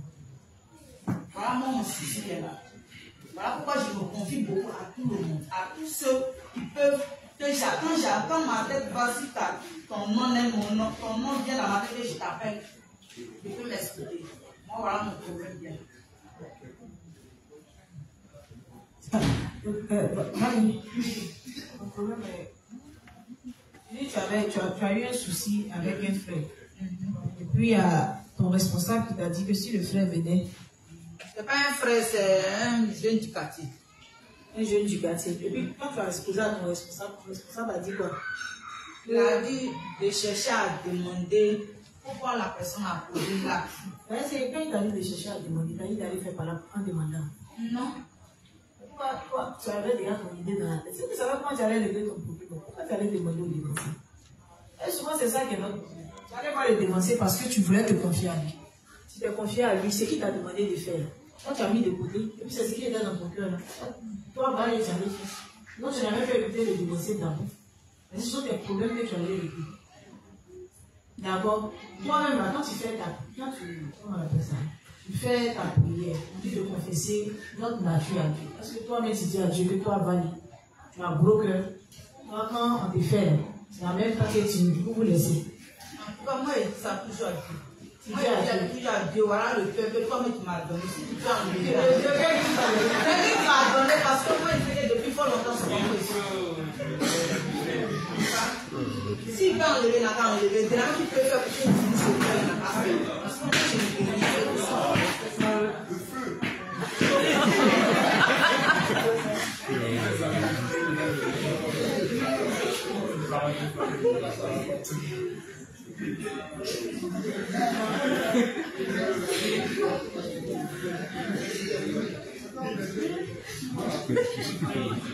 Alors, il a été tué. Il a été tué. Non, Valérie. On est dans un corps de péché. L'enseignement en train de faire ici. Tu prends notre nom. Hein? Donc, quand tu vas aller, pour présenter ton cœur à Dieu, il faut lui dire, demander de te donner la force pour te renoncer à toi-même. Valérie. C'est que tu fais. Quand tu fais, depuis que tu as commencé avec ton gros cœur, tu as mis combien d'années? Hein? La dernière fois qu'on a lu le dernier texte, on dit, c'est tout ce qu'on fait là. Dieu n'a pas sa gloire dedans. Tout ce qu'on a fait, c'est inutile. Donc, tout gros cœur tu es en train de faire, si tu continues de faire gros cœur comme ça, c'est vrai que des problèmes comme ça. Tu vas empêcher l'évangile de, comment on appelle ça, d'avancer. Tu ne vas pas gagner des âmes pour Dieu. Mais au contraire, c'est toi, tu vas faire que les âmes vont fuir l'évangile. Tu comprends? Donc, si ton comportement doit être un obstacle à l'avancement de l'évangile, tu auras des problèmes avec Dieu. D'accord? Parce que quand tu pries, là, si tu ne peux pas te détacher de ça, tu ne peux pas demander l'aide à Dieu pour te détacher de ça. C'est-à-dire que tu ne veux même pas faire effort, tu attends que Dieu descende pour venir enlever ton cœur d'après toi, que lui t'a donné. Ce n'est pas comme ça que ça fonctionne. Ce n'est pas Dieu qui va descendre pour enlever ton cœur. Dieu te montre comment est-ce que tu dois faire. Et puis toi-même, là, quand on fait notre renoncement, nous-mêmes, là, on a notre part à faire dedans. Toi-même, tu te plais dedans. Voilà pourquoi toi-même, tu ne peux même pas te donner l'effort même de changer. Tu comprends, Valérie? Voilà. Toi-même, tu tiens ça. C'est si tu n'aimais pas ça. Quand tu allais demander l'aide à Dieu pour renoncer à toi, tu allais faire des efforts. C'est-à-dire quand ça doit venir, si tu dois faire même, comment on appelle ça, tu dois prier. Tu allais prier à chaque fois. À chaque fois que tu sens que ça doit monter, tu allais trouver toutes les voies et moyens pour t'empêcher d'exploser. Parce que tu allais regarder à Dieu d'abord. Mais quand ça arrive, et puis tu rêves, par exemple, quand tu parlais tout à l'heure, c'était avec un certain plaisir que tu racontais qui tu étais. Ça veut dire que toi-même, tu n'es pas prêt à délaisser ça. C'est ce qui fait valer, donc tu te plais dedans. Voilà pourquoi tu as dit que c'est Dieu qui t'a donné ce cœur, donc c'est Dieu qui doit venir changer. D'accord? Hein? Voilà, toi-même, faut avoir la volonté, hein, de vouloir renoncer à ça. Parce que ça ne glorifie pas le nom de Dieu. Si tu es comme ça, là, les gens auront peur de venir même. Comment on appelle? Quand tu arrives vers eux, moi, c'est pas la bagarreuse du quartier, non, on ne peut pas. Alors que c'est l'évangile que tu viens donner. Tu vois que toi-même, ça peut devenir un obstacle à l'avancement de l'œuvre de Dieu. Amen. Amen. Amen. Qui d'autre a une question?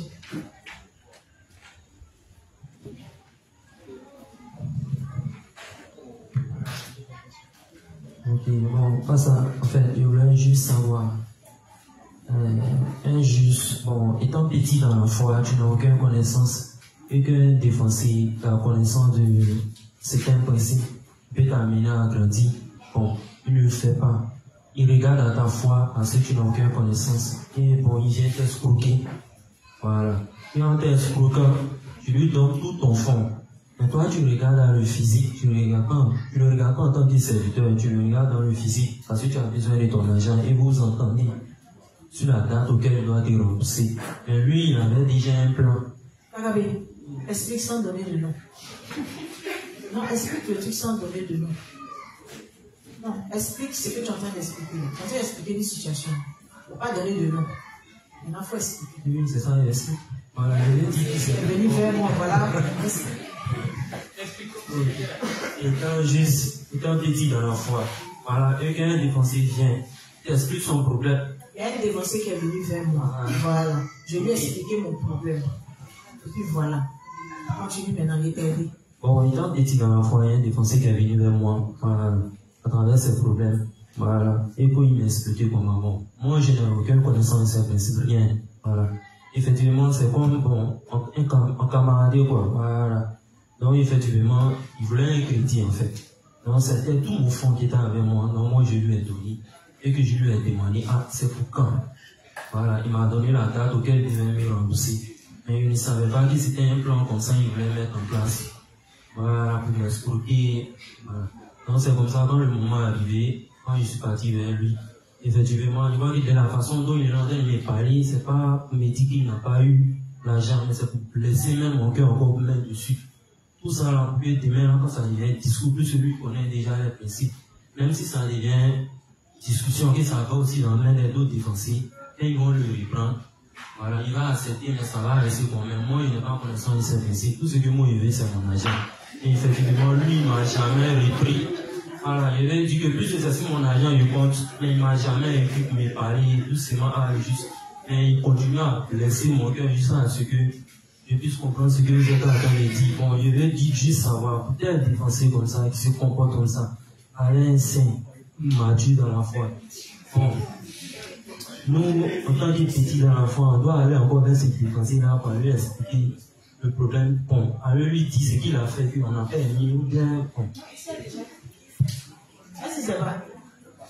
Non, la date d'arrivée, tu n'as pas les réclamer ton ami.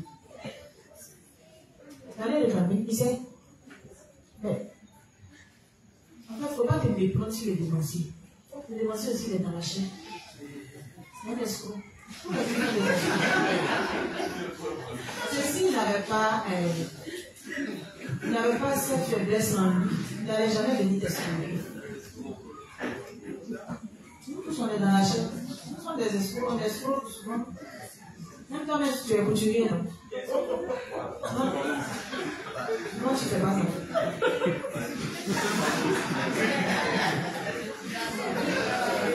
Tu comprends? Mais le principe, tu vois. Il faut pas le voir comme un homme parfait dans la chaîne. Il peut tomber aussi. C'est ton frère d'abord. Il faut prier pour lui. Tu comprends? Il faut exposer, faire son expiation. Et toi aussi, c'est que tu le sens vis-à-vis de lui. Il faut faire ton expiation aussi. Tu comprends? Maintenant, il faut laisser entre les mains de Dieu. Tu comprends? Très âgé qui déroule. Très âgé qui déroule. Alors, au moins, au sortir de là, est-ce que tu n'as pas pris le sang? Demain, là, s'il vient te demander encore, tu vas lui donner. Tu n'as pas lui donner, non? Tu as pris une leçon. Mais ça ne doit pas creuser un faussant comme il a aussi. Donc, il faut prier pour lui. C'est un homme aussi. Aujourd'hui, il est escroqué.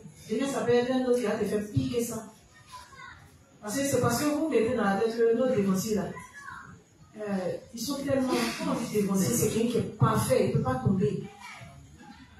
Tu comprends, non? Il peut tomber, il ne peut pas tomber, il ne peut jamais faire de, comment on appelle ça, il ne peut pas manifester ses faiblesses. Un défoncé, ou d'autres personnes, un défoncé n'a pas de faiblesse. Donc ça fait que quand un défoncé manifeste, quand il y a une de ses faiblesses qui sont révélées, automatiquement, ça choque tellement que, c'est-à-dire que, on ne s'en réveille pas. Mais le défoncé, il est humain, il est dans la chair aussi. Il tombe aussi. Le monde peut tomber plus grandement même que ce qu'on imagine. Mais il n'en demeure pas moins qu'il reste défensif. Tu comprends? Il va tomber dans la chair, mais sa foi reste telle. Les enseignements qu'il nous donne là, ça nous aide à grandir. Et même si dans sa chair il n'est pas parfait, on prie Dieu, on confie ça à Dieu. Parce que Dieu dit que son serviteur tombe, il se relève, ça ne te regarde pas. Tu comprends? Voilà, c'est ton frère aussi, tu dois faire son expiation. Donc prie pour lui. Tu comprends? Et puis il faut confier ta colère, ta douleur à Dieu. Hein? Tu comprends? Merci beaucoup. Oui, le père. Le juge a pris l'argent de la femme de la fille. Non, il va lui donner. Il va lui donner. Il allait encaisser, non? Si tu es là, tu es dans la salle, voilà, l'inspecteur, il faut donner l'argent du juge. Il ne faut pas avoir cette habitude. Mais si quelqu'un n'a pas dit ça, demain, tu vas l'escroquer encore quelqu'un d'autre. Si tu n'as pas donné que tu as fait le confort. Dévancier. Voilà, chez les inspecteurs. Tu as compris? Voilà.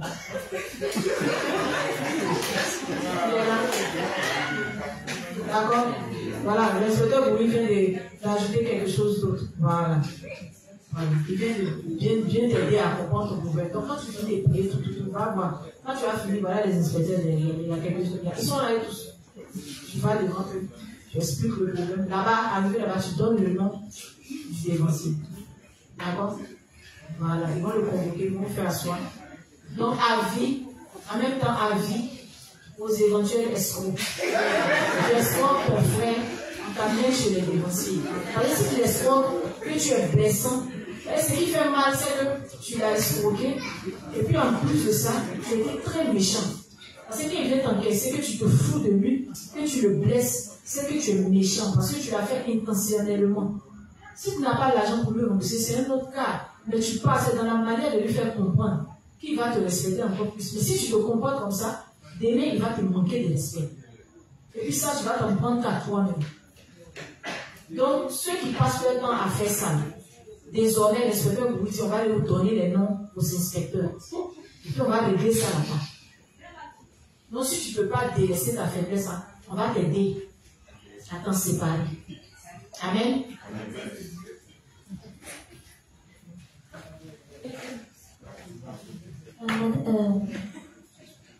Dans la même veine, si je comprends bien, quand un devancier fait du mal à plus petit que lui, on ne doit pas s'attendre à un pardon. Genre, on doit directement se confier à Dieu, c'est-à-dire que je sais que la personne sait qu'elle m'a fait du mal.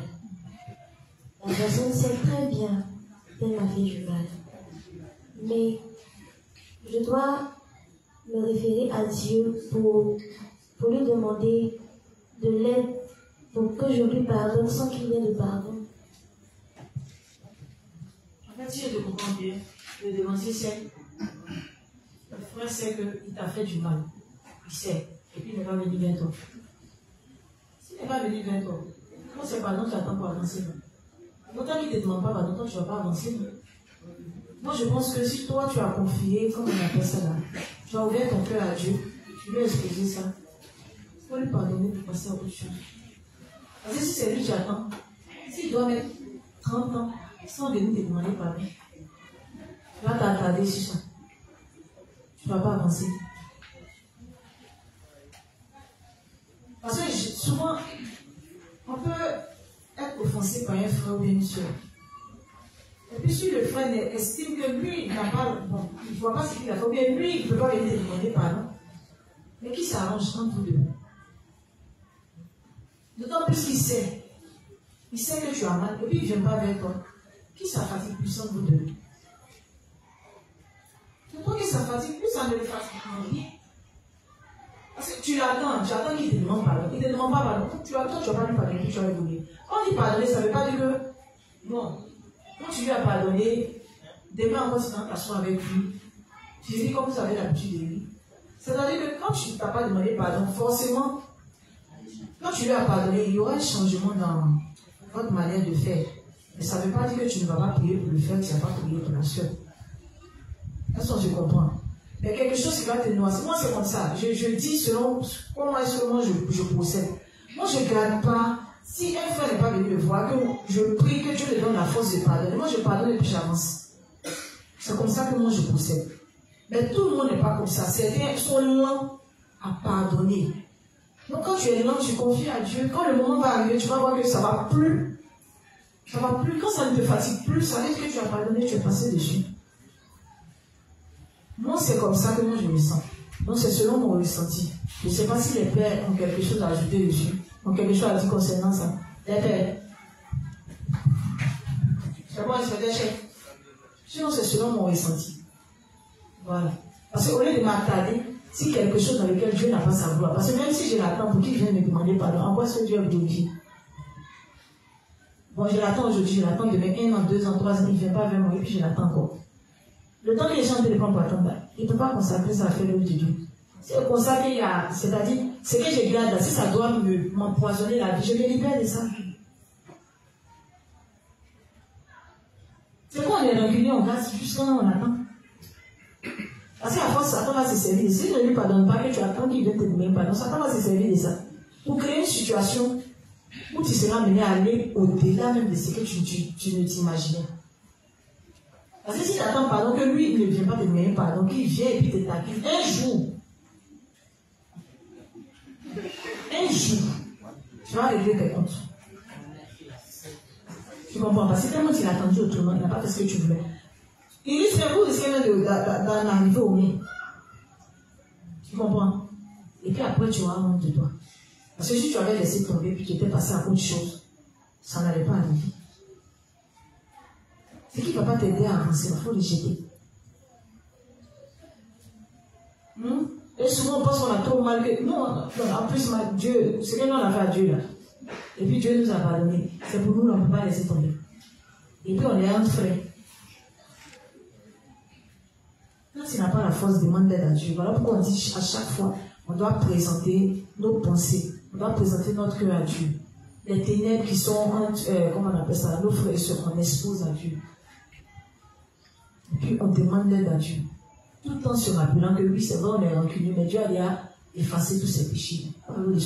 Tout en confirmant sans cesse notre foi. Quand le moment va arriver, tu vas passer à autre chose. Si tu vois que ça ne t'affecte plus, ça veut dire que c'est fini, tu vas passer à autre chose. Mais tant que ça t'affecte, ça veut dire que tu n'es pas passé à autre chose. Amen. Qui d'autre a une question? Le 21, on parle à 15. Il reste 6 minutes. Il y a une dernière question.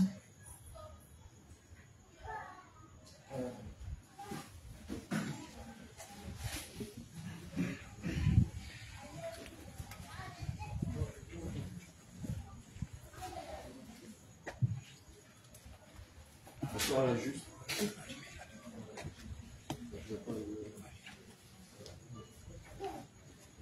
Bonsoir les justes. Bonsoir la mère. Moi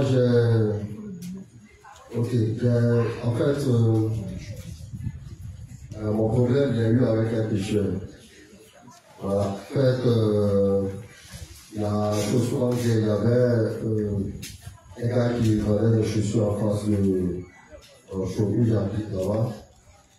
Et comme ça, je partais comme ça, souvent posé avec lui. Puis à un certain moment, il a commencé à lui parler de l'évangile. Il y avait un de ses amis là, qui venait là. Puis bon, ce dernier, il jouait les choses comme les grands chrétiens, quoi, en fait. Dans ce dernier, on a eu des échanges. Voilà, ça dit que l'évangile, quoi, on a parlé de Dieu. Lui, en tout cas, bon, il ne fait pas attention à ce que je disais. Moi, en tout cas, je lui ai dit ce que moi je pensais. Voilà. Il n'a pas bien pris cela. Et après cela, quand le gars, je crois, j'ai croisé quelque chose 2 fois pour son roi, je le salue, mais il ne répond pas. Une fois, j'étais chez le gars qui vend, je suis sur son ami là, et puis lui, il m'a trouvé là-bas, il ne m'a pas salué. Il a salué, bon, je ne réponds pas. Bon. un gars comme ça, moi je ne sais pas comment j'agis. Je sais pas.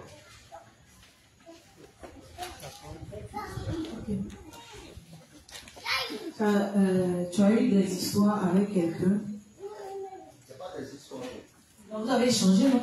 Tu dis, tu lui as dit le fond de ta pensée. Maintenant, je ne sais pas. Par rapport à l'évangile. Voilà. Donc c'est ce qui n'a pas aimé. Voilà. Qu'est-ce que je lui ai dit? Bon. Et puis quand tu le vois, quand il te goûte, laisse-le goûter. Puis pour lui, ensuite, quand on fait dans la dernière phase, on prie que Dieu crée des circonstances pour que les âmes pécheresses aussi puissent entendre l'évangile. Continue de prier pour lui. Même si ce n'est pas par toi, Dieu va permettre, quand il va commencer à chercher Dieu, Dieu va permettre que quelqu'un d'autre le croise, lui prêcher l'évangile. Mais si lui-même, il décide volontairement, il va parler avec toi, laisse-le. Le juge sera content, quand tu as dit bon, je vais avec nous. D'accord? Merci. Il ne sait pas quoi d'autre te dire. Quand il se lève volontairement, il te dit, tu dis bonjour, tu réponds plus à ton bonjour, te goûte. Laisse-le goûter, il sera parce qu'il va arrêter. D'accord? Mais tu continues, tu pries, que Dieu crée les circonstances, que les paroles que tu as sorties là, tu vas prêcher là, que Dieu permette que ça le travaille, que lui ça, et voilà. Puis que Dieu, si Dieu doit les charger, le fatiguer, voilà, qu'il le cherche. Il va le chercher. Mais je vais dire, dans le cas où on a dit que quand tu offenses un pécheur, voilà. Si c'est toi qui l'as offensé, voilà, à cause de l'évangile, voilà. Il faut aller, comment on appelle ça là, présenter tes excuses. Voilà, c'est pas parce qu'il n'est pas juste que tu ne peux pas présenter tes excuses. À cause de l'évangile, à cause de demain, où tu seras amené à lui prêcher l'évangile. À cause de ça. Donc quand on fait les choses à cause de Dieu, à cause des intérêts de Dieu, souvent on met de l'eau dans notre vie. Amen. Voilà. Mais si lui-même décide de ne pas te parler, laisse que nous soyons. Voilà. Amen.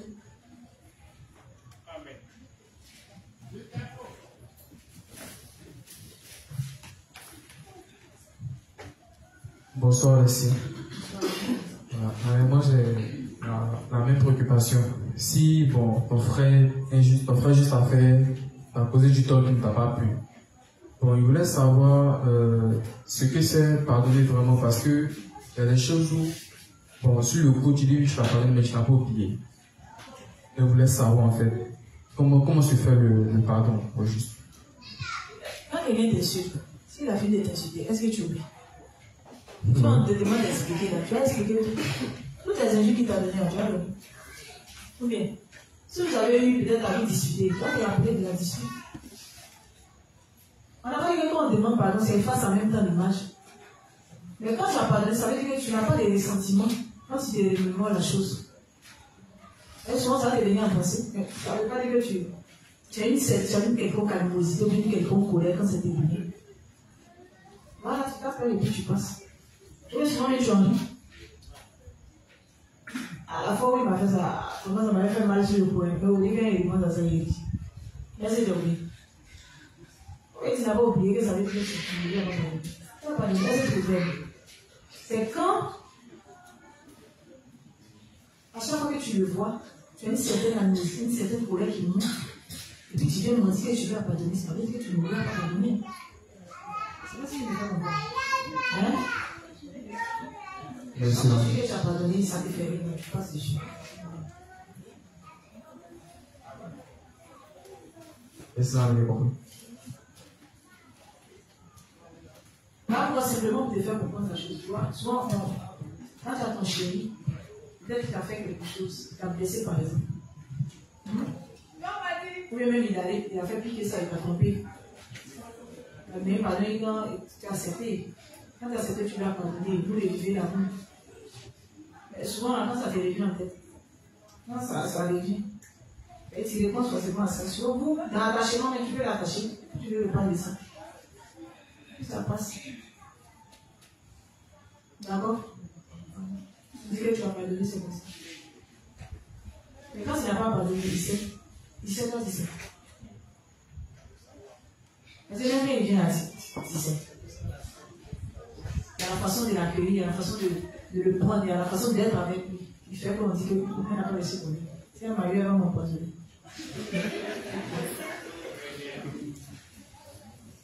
Bon.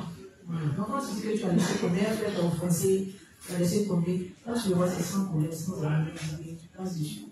Mais ça ne veut pas dire que, même si tu t'es pardonné avec ton frère, tu veux la pardonner. Parce que souvent, si tu ne te rappelles pas de comment tu l'as pris, tu l'as jeté par terre, ou bien comment il t'a mis, il t'a giflé, mais tu n'as pas dessus. On n'a pas Alzheimer. Comment on a Alzheimer, on oublie rapidement. D'accord? Amen? Amen.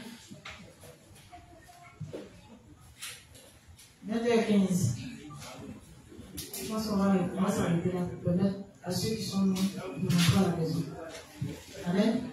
Là, on va se mettre en position de prier et puis on va confier le reste du temps à Dieu.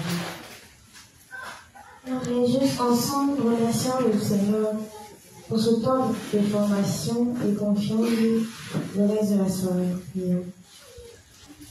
Père éternel, nous te disons merci. Merci pour ce temps d'enseignement. Merci de ce que tu nous as fait réaliser qu'avant d'acquérir toute bénédiction de toi, le temps de formation est capital et que sans persécution, nous ne pouvons être bénis. Merci Père de ce que tu nous as aidés à être des justes qui glorifient ton nom dans chaque œuvre de leur main. Merci Seigneur de ce que tu nous as appris à nous humilier et à pardonner sincèrement nos frères et sœurs dans la foi. Merci de raccompagner chacun d'entre nous à la maison sain et sauf. Merci de nous donner le repas quotidien et merci pour l'union à l'Église le reste de la semaine. C'est au nom de Jésus-Christ que nous avons prié. Amen. Les chaises sur place.